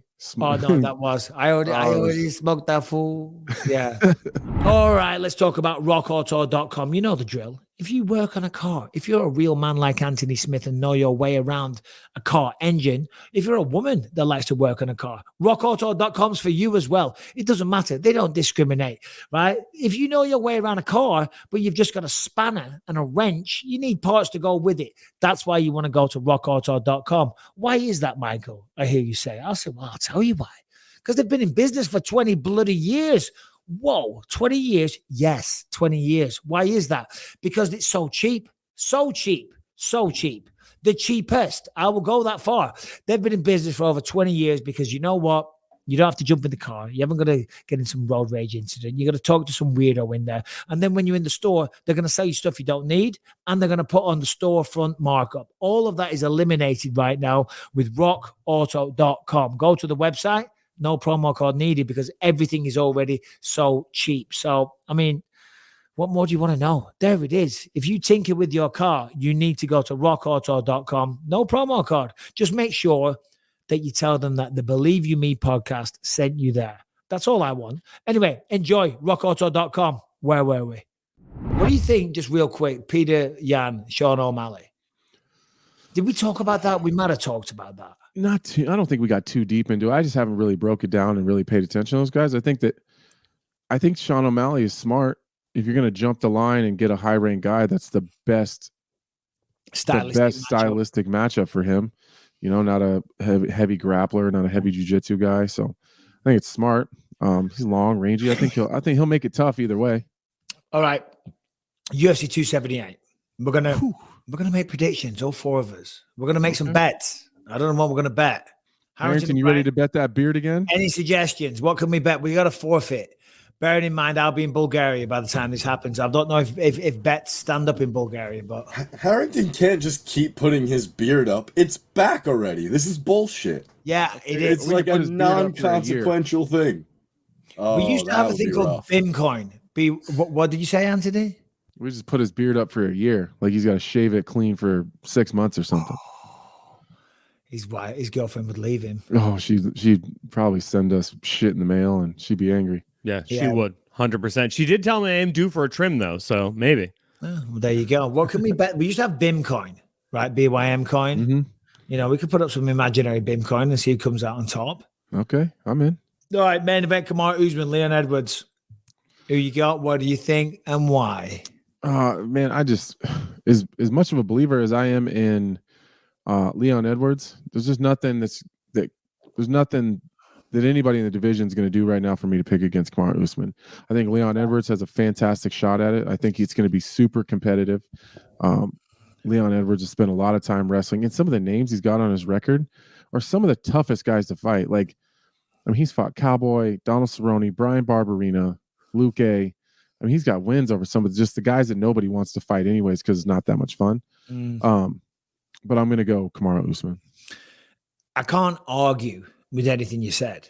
Do you know what I mean? It's perfectly logical statements. You know, the man's incredible. Kamaru's a great champ. He's beaten him once before. Both guys have got better. Leon has improved leaps and bounds in his grappling. Kamaru's improved leaps and bounds in his striking. But his confidence and his experience of being a champion, that's very valuable to have as well. I'm kind of in a bad position because if I don't pick Leon Edwards, you know what the narrative's going to be. Because Arnold Allen said this once. You're a traitor to the crown. Well, it's not just that, but Bisping, he's the only champ from England. He doesn't want there to be another one. Of course I do. I'm itching for the country to be full of them and really make my winning consequential. No. But, I am rooting for him. Of course I am. So I'm going to pick Leon Edwards. I think it's an incredibly tough fight for both men. Leon's not a tough nut to crack. I think if he can keep the fight on the feet, he probably wins. Yeah, but Kamaru has more power. Has more power, so I think that's going to be an issue. And I don't disagree with any of that either. I will say though, if someone is going to come up and I don't know, maybe unexpectedly win the title off of Kamaru Usman, I do believe that it's Leon Edwards because I don't think everyone's kind of like, Kamaru Usman's going to go out there, he's going to have a tough fight, but he's going to just get Leon out of there. And then he's got to worry about Chimaev, and he's got to worry about like everyone. I feel like everyone's kind of looking past it, like, yeah, it's going to be a tough fight, but Kamaru's going to win this fight. I don't see it like that. Like if someone is going to just beat him, dude, it's going to be Leon. Leon's big. He's fucking good on the feet, man. Yeah. So good. And his takedown defense against Bilal was perfect. I just think it's going to be a really tough fight, but just to, support my guy and my countryman, I've got to say Leon Edwards. I'll put 500 Bitcoin down on that.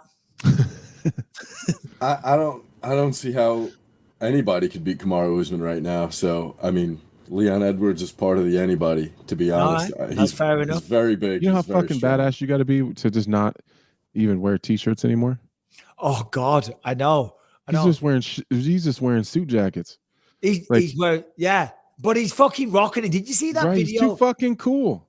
He's so fucking cool. Yeah. And I'm not saying that with sarcasm. Like, I genuinely mean that. Like, if I walked around with the fucking suit jacket and no shirt, people are like, look at this goddamn loser. He does it, and they're like, damn, there's the champ.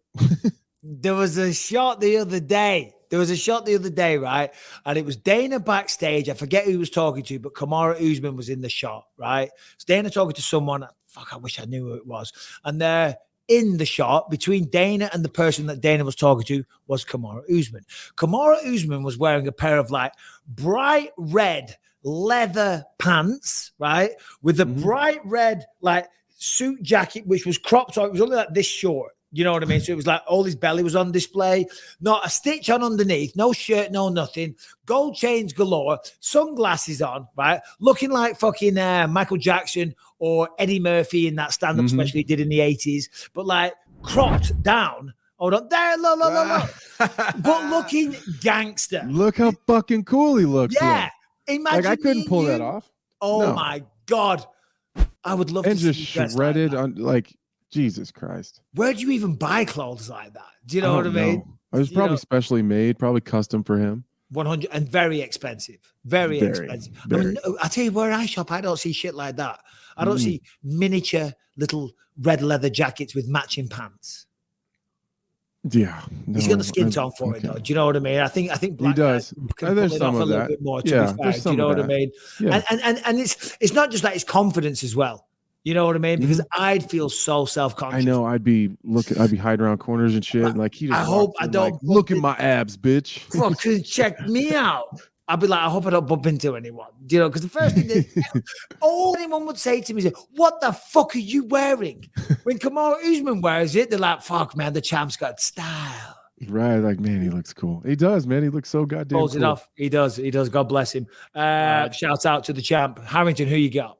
Just a quick quote from Leon Edwards this week. He said, I was in training, for Khamzat Chimaev, those camps. I was training for 3 different fights. He said, Usman's been active. He's been competing, but he's also been in wars. And he's right? Since June of 2019, Leon Edwards has had 2 fights, one of them a no contest against Bilal Muhammad. Kamaru Usman, 2 5-round wars with Colby Covington, that absolute barn burner with Gilbert Burns in there. I mean, there is some miles on the champion right now that are not on Leon Edwards, and he's been preparing for wrestling with Khamzat.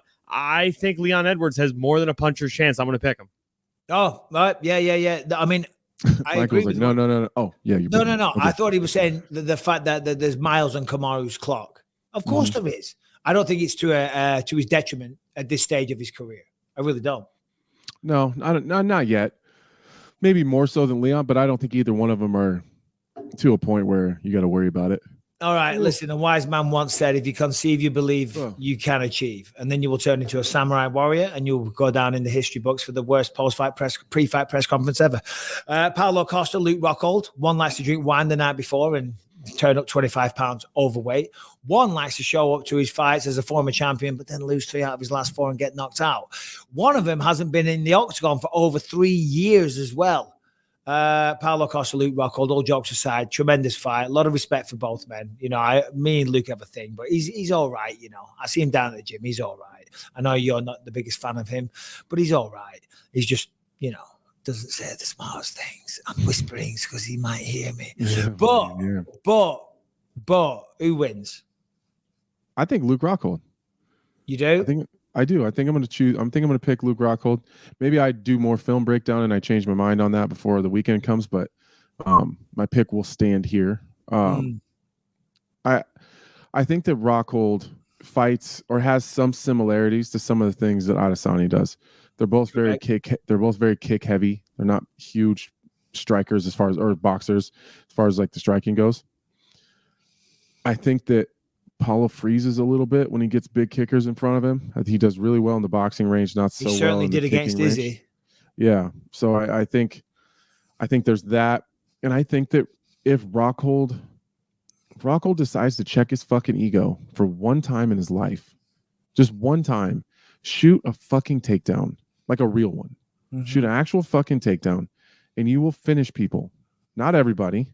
Like he had a tough time with Jan Blachowicz. Blachowicz has got pretty good takedown defense, and he's significantly bigger. But just shoot a goddamn takedown for once in your life and get on top of somebody and get a finish or whatever. I think if he can do that, and I hear some things a little bit differently from Luke recently.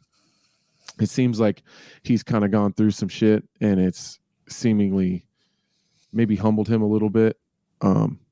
If he even humbled him 10% enough to get him down to shoot a takedown and show off some of his top game and just stay safe on the outside, tuck your chin, keep your fucking hands up. That 10% ego check needs to mean like bring these fucking things to your face and protect yourself. I truly believe Luke Rockhold has more than enough skills and abilities to beat Paulo Costa if he hasn't gotten old in the last 3 years. Well, that's it. I don't think he's got old because, again, as I said, he looks great.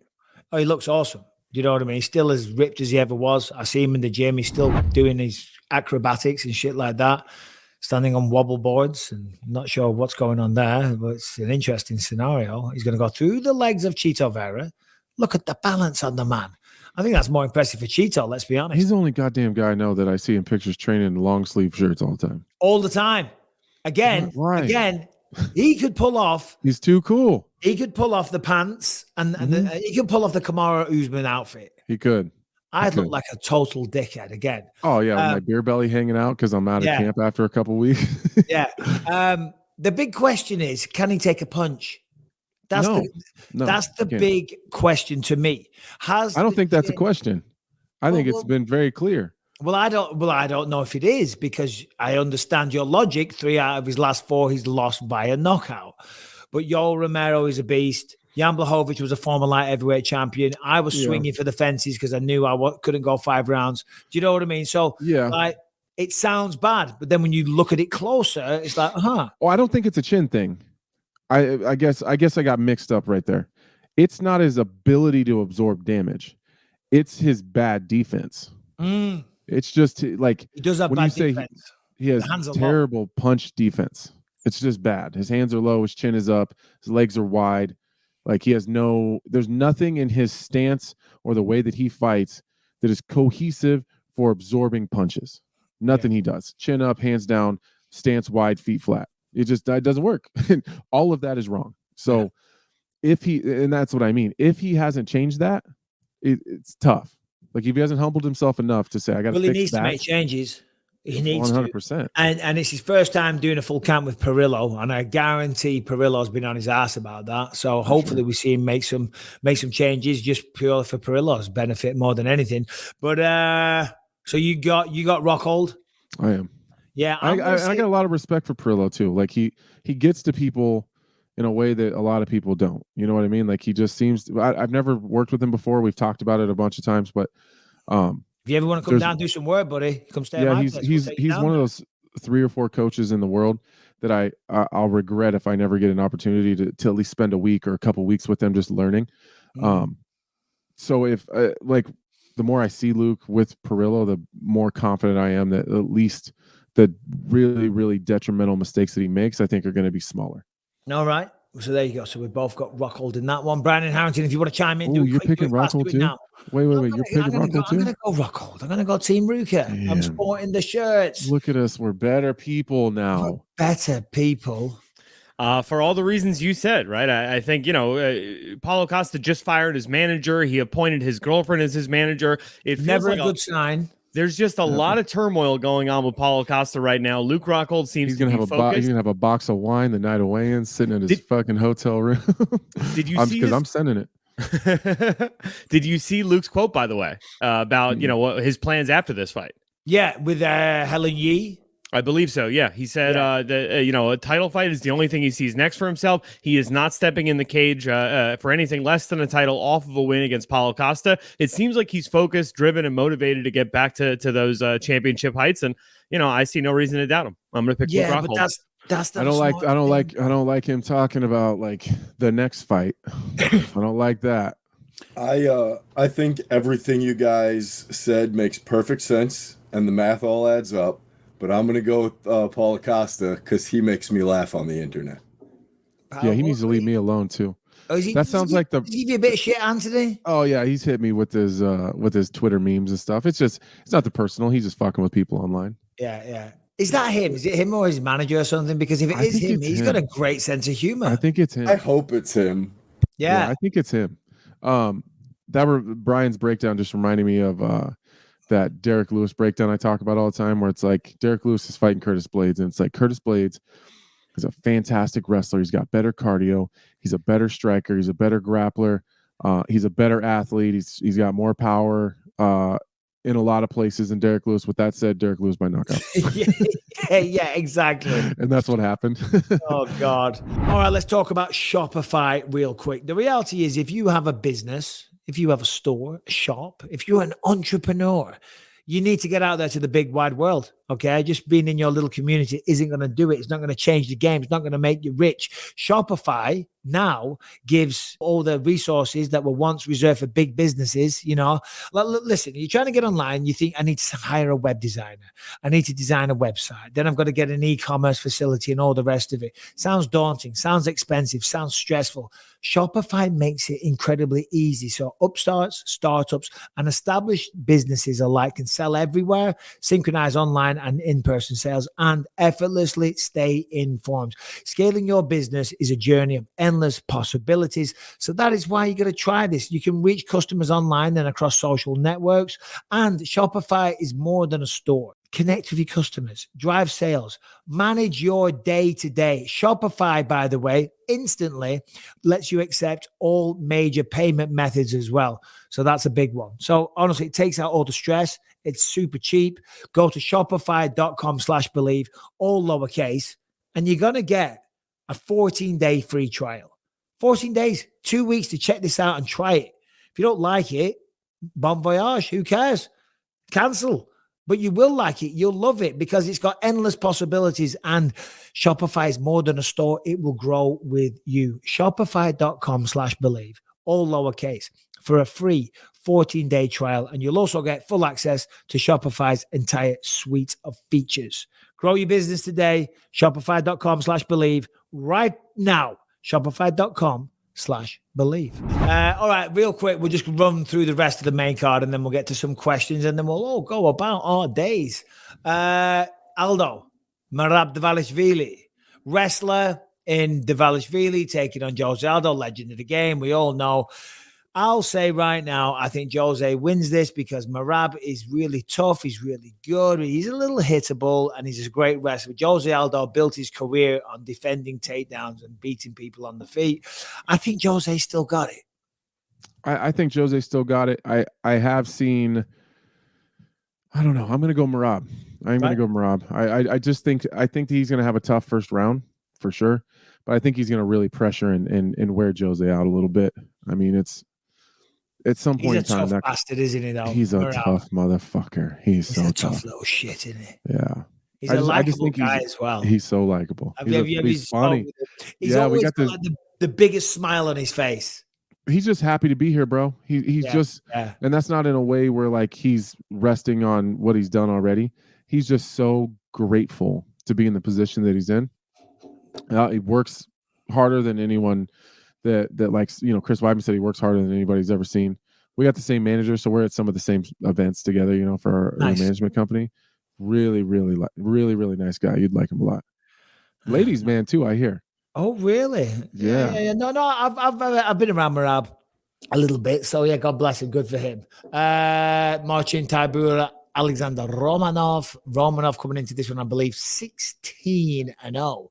At least that's what Wikipedia tells me when I look at it right there. 6 knockouts, 9 submissions, going up against Tybura. Tybura, big, strong, heavy guy. I've got Romanov, undefeated, 16-0. Tybura's good, but he's a little inconsistent. The fact he got to 16-0 as a heavyweight, that says a lot about his potential future. I'll go with Romanov. Yeah, for the same reasons. I like Tybura. I don't want to call him the gatekeeper type of guy, but there's always a level of opponent you know he's definitely going to beat, and then everyone else you're not so sure about. Romanov seems like the type of guy that he's only going to lose to real elite guys. Correct, Amondo. And then opening up the main card, Tyson Pedro, Harry Hunsucker. Harry Hunsucker was on the contender for Jared Vanderaa, got beat in the first round, but prior to that, looked really, really good. He's got fast feet, fast hands, but he's too small for heavyweight. Far too small. He's coming down to light heavyweight. Tyson Pedro, good guy, good grappling, good heavy hands. Good fight, this one. It's a close one. I'm not sure. Yeah, I know more about Tyson Pedro, so right now I'm going to pick him. You know, I haven't dug too deep into my research on some of those lower fights yet, but yeah, I'm going to go with Tyson Pedro. Do it. Because the only sample size of information I have on Hunsucker is his contender series, which it's not great. Didn't go well. All right, that's that. We've done it. We've gone through Dominick Cruz's and Chito Vera's fight night. We've done UFC 278. We've done some randomness. Now we're going to do some questions. If you have one, send them into UFC 278. Send them into bympod@gmail.com, don't you know? Harrington, What else you got to say? Well, if you're listening on iTunes, Spotify, wherever you find podcasts, make sure you subscribe to the show, leave a 5-star rating, positive review. Really appreciate that. If you're watching on YouTube, make sure you subscribe to the channel. Hit that notification bell to find out whenever a new episode drops. And while we're here, hit that like button. It really helps out the show. And if you want to catch over 300 episodes you can't find anywhere else, ad-free and uncensored, mind you, head to gasdigitalnetwork.com. Use the promo code BYM. Get yourself 7 days free. Bloody hell, you sound like a queer little radio announcer from London. Good stuff. You guys are going to make me break out the orchestral plug music this week, huh? Well, what is that? Oh, yeah, you mean for that? Yeah, of course. We need something to classify it up a little bit. What we got, Brian? All right. So the first one we have here is from a gentleman who never leaves his name, and I've just called him the super high guy. Oh, the super high guy. I can see why. What? Hey, guys, watching the fights. That was kind of a weird decision, Budai versus Buttigieg. Why don't they just automate the whole thing and write some fucking algorithm that keeps track of damage somehow and counts all the strikes and control time and all that shit and wraps it all up and then just judges the fight for them since these people keep fucking it up. All right, well, this is a little confrontational with this question. Yeah, like, why are you mad at me about it? I didn't make that Calm decision. down. Number one, fucking Boudet. Control time is not a fucking thing, by the way. Boudet did not fight Buttigieg. Whoever Right. fought Buttigieg. He fought someone Bresky or Dresky. Dresky, Yeah. apparently you say. It starts with a B, but it's apparently pronounced Dresky. I thought Dresky won that fight. Fuck me. We've moved on from Saturday night's fights. He's dragging us back, Anthony. I thought they won. You thought Boudet won? I thought so. Yeah. I thought he won 2 and 3. I So they're thought- close though. Like it's not a robbery on either side. It's just No. I it's a close fight. thought Dresky won, but you're right. Takedowns and I control am right. doesn't Yeah. mean, oh, Jesus Christ. Fucking hell. Now we're seeing the real answer. He's like, fuck off. Oh, now Jesus Christ. Now it's all Nah, it was coming out. close. Yeah, it was It's all close. coming out. How long are you sticking around in Paris for, Anthony? I don't know. I'm taking my wife, so I know. it's kind of up to her. I think we might end up going 3 days early instead of staying late. Oh, you gotta stay late. Oh, I got a razor trip like that I can't, not sure I can move. You know, I hate this goddamn doorbell app on my phone. Oh God, my wife has it. Dude, The ring. it just The ring. oh motherfucker. What is it? Fucking USADA. Are you fucking serious? Fucking USADA. With a broken leg. God damn it. They Hold on a think second. You What- fucking gotta fucking get that titanium shin bone. All right, hold on. I gotta gotta get it, call bro. this. I You know I good? gotta call this. I'll goddamn handle guy. the questions. What? No, I'm just gonna call him and tell him he's gotta wait for a second. Oh, you I'm tell committed to the BYM. You know, Kamara pod. Usman was bitching about that this week as well, saying, listen, I know they said we fill in our whereabouts. So why the fuck you got to show up at 5 a.m.? Do you think? Loudspeaker, put it on speaker. It is.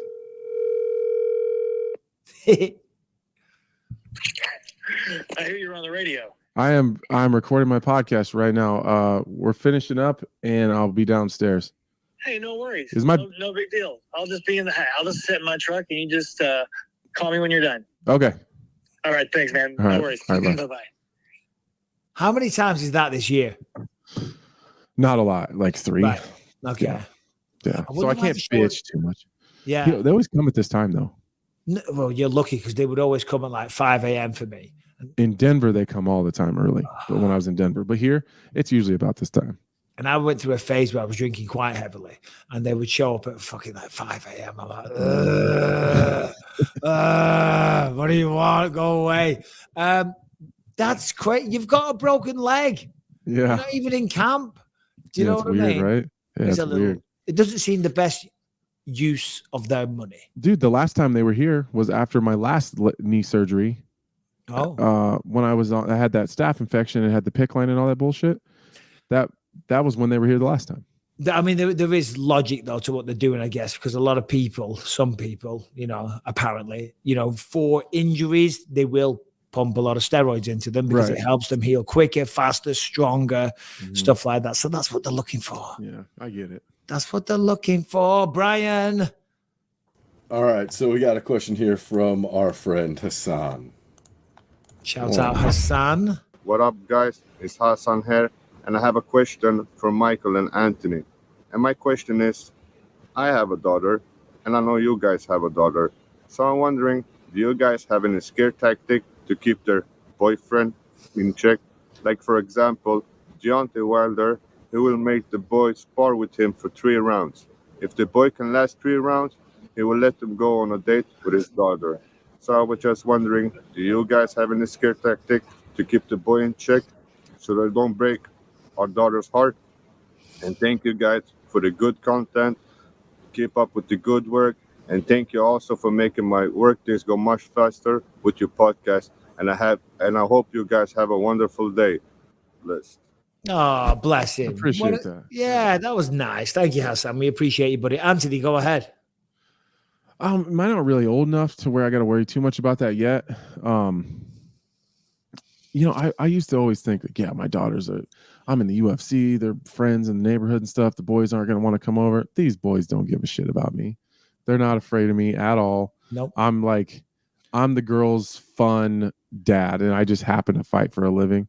So there's no they don't give a shit. Like, honestly, all the little boys run around this neighborhood. If they knock on the door and they'll say, they'll knock and say, "Hey, can Adley come out to play?" And I'm like, "Nah, bro, you want to fight?" And they're like, "Yeah, let's go." And I'll have 5, 6-year-olds ready to jump me. Pull a fucking gun out. Say, "Come on, motherfucker, let's go." Yeah. No, I'm the same way. You know what I mean? The way I am on this podcast for the most part is how I am the way I live my life. So I'm just happy-go-lucky, friendly with people. So they don't give a shit. I used to always no one's afraid of me. Yeah. Especially in this day and age, kids cannot be afraid. You look at them the wrong way, that's a criminal offense. Jesus Christ. I've learned the hard way. I've been to prison. Do you know what I mean? Yeah. It's I can't allow myself. No, we used to always have boys at the door. I remember one guy, this boy, I felt so sorry for him. He came to the door and he made this big, huge collage. I'm holding my hands out wide. You can't see it, but it's I don't know, will you be my date for the prom and all this shit? And I'm like, fuck you know. Well, buddy, loser. First of all, you want to fucking lose that sign, pal. Because there ain't fucking no daughter of mine's going out of a dickhead that turns up with one of them. Fuck off. I did feel sorry for him, though. You better lose that sign because my kids will make fun of you if you keep holding on that fucking sign. Yeah. Nah. Yeah, a couple of boyfriends. You got to stay out of it. They're grown people. I mean, she had one boyfriend that wasn't good. They had a nasty breakup, and he was, I don't want to talk about her private life, so I won't. But he was a bit of a dickhead. But ultimately, it's hard as a parent because you just got to stand by and watch it. Because my daughter's 19 now. She was 18 at the time. I think he was 21, and it's like if I try and stop them seeing each other, it's going to push them together. It's going to push them together. And then before you know it, they're fucking living in some shitty, dingy little apartment in a crack den. Do you know what I mean? Right. Yeah. You know what I'm saying? So you've just got to let them make their own choices and mistakes and be there to help them. If God forbid it all goes wrong, guide them, help them. But you can't live your life for them, So Hassan, all the best. I hope that little bit of advice helps my friend. Good luck to you. Brian. All right. So this one's from a gentleman named Mike Anthony. I don't believe it. Mike Anthony. Mike Anthony, Brian Harrington. How you guys doing? My name is Mike Anthony, and got a quick question for you. And excuse my surroundings, but I think when you hear my question, it'll be a little bit more appropriate. In the UFC, have you ever witnessed anybody soil themselves after getting knocked out? I mean, come on. It's had to have happened before. Are they just that good with camera angles and nobody notices? Or maybe it doesn't happen. Thank you. And Harrington, you're a beacon of hope in a cruel, cruel world, my friend. Do not let them bring you down.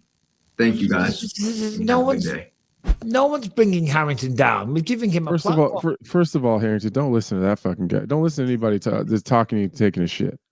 No. Don't do that. And covers up his mouth the whole time. I'll ask you, what is that? Now you send that question in again. We shouldn't answer it really, to be honest, because you are on the toilet taking a dump. Sorry, I can't hear you. I'm just busy being a beacon of hope over here. Oh, you are a beacon of hope. What did he have? Oh, shitting themselves. No, it's that girl. Yeah, that girl did. Jessica I. Was it Jessica I? No, it was. She's Joel Romero.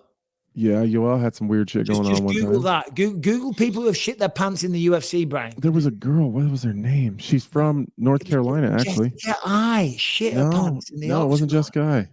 No, it was Felice Herrig. No. Well, maybe it was them. You're dismissing us very quickly here. Because I know the name. As soon Might as not you be said the it. one that you're talking of, but Maybe there's another one. Then maybe that's you might be right there. I guess. Justine Kish. Justine Kish. Yeah, because then afterwards she tweeted, "Shit happens." Oh, Brian, yeah. When you do that search, you have to click images. we want to see some images. Did Jessica I really? Well, maybe it was. Yeah, I think she did. Shit her pants in UFC. Did Jessica I shit her pants in UFC? Oh, who's that? That's Felice Herrig, and I don't know who's that. Who is that, Brian? Oh no, that's bad. Who shit themselves? Brian, you brought that up. You have to tell us. That's Kish. Oh, just go back to is that. She again. fighting Felice Herrig? Oh, okay. Yeah, she was trying to escape a choke.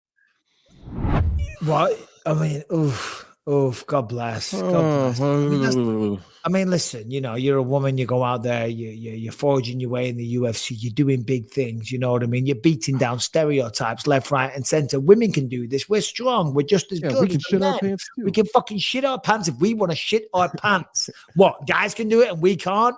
That woman's a fucking trailblazer.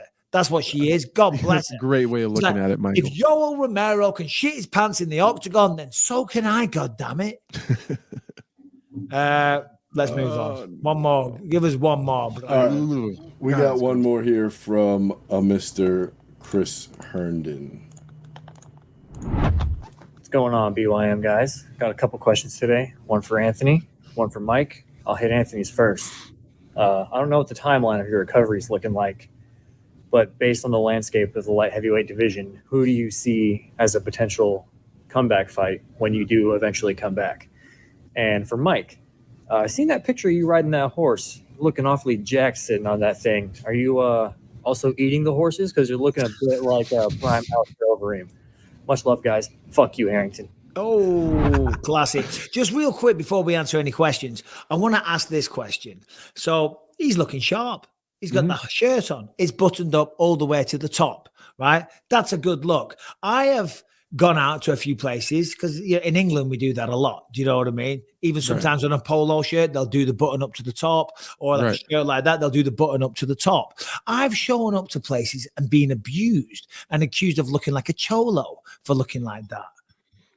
Yeah. Like, it's a different look than around here for sure. Yeah, like where I live. They were, you're hanging out with the cholos? I'm like, what? First of all, I mean, I would probably do it though. I would wear it like that. What the fuck's a cholo? Do you know what I mean? I don't even, you know, I know it's a Mexican gang banger or something, but I was like, I think it looks nice. It looks good. This guy's fucking stylish. Yeah, I thought it looked good. Who you want when on the comeback? Paul Craig. Fuck's sake, man. That's a banging toy shot. I fucking like that guy a lot. Like I was on here when you had him on. It was a fucking blast. He's funny. We both coming off of losses. Not that far off in the rankings. I just want that fight because I think it would be a lot of goddamn fun. Yeah. Like no stress, no shit talk, no bullshit. Like neither one of us are like, next fight is, if you win it's for a title. There's no fucking stress there. Let's just go in. Let's fucking fight it out. You know what, Paul Craig? At some point in time, we got to find out who actually has the best jiu-jitsu in the division. And I truly believe it's me, and he truly believes it's him. We got to figure it out. See, that's where my mind went to straight away. I was like, listen, I think on the feet you're a better striker, but I would love to see you two going at it on the mats. Do you know what I mean? Because you're both very good on the ground. Paul Craig.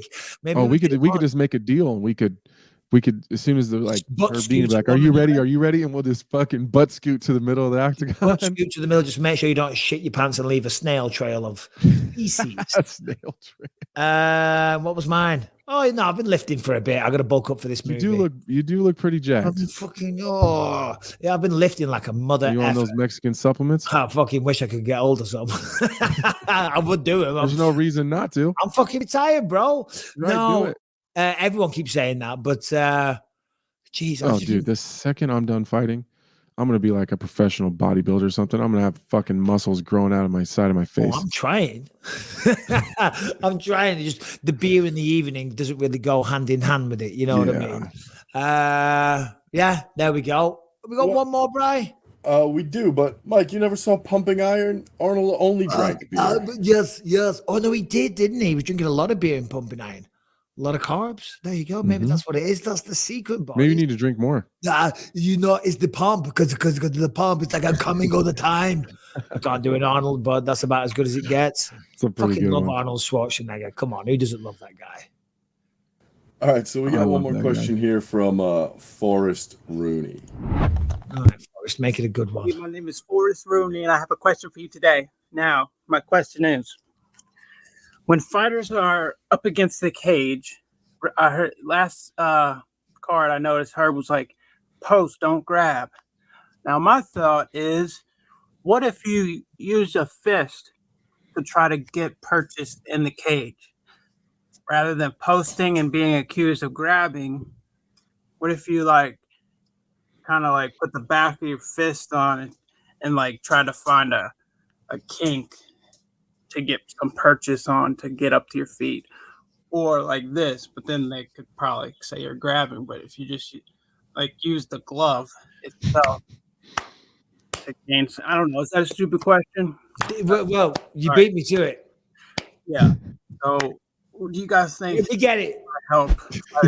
he gets the award. No, we don't do that because I just rather actually grab the fence. He gets the award for the dumbest question we've ever been fucking asked.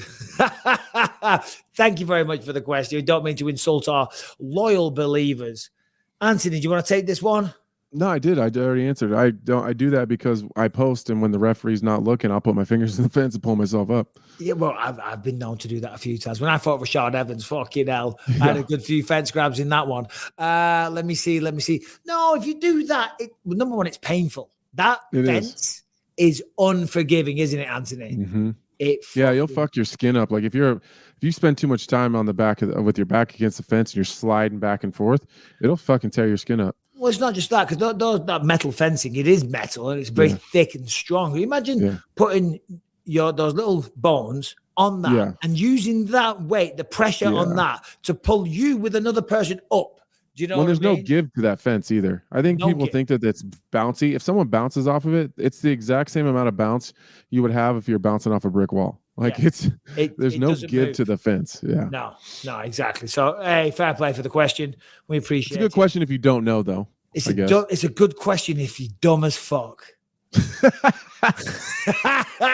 You're really doing it, buddy. I'm joking, of course. We love you. We love you, buddy. Right, that's dude, it, Anthony. I gotta go pee in a cup, bro.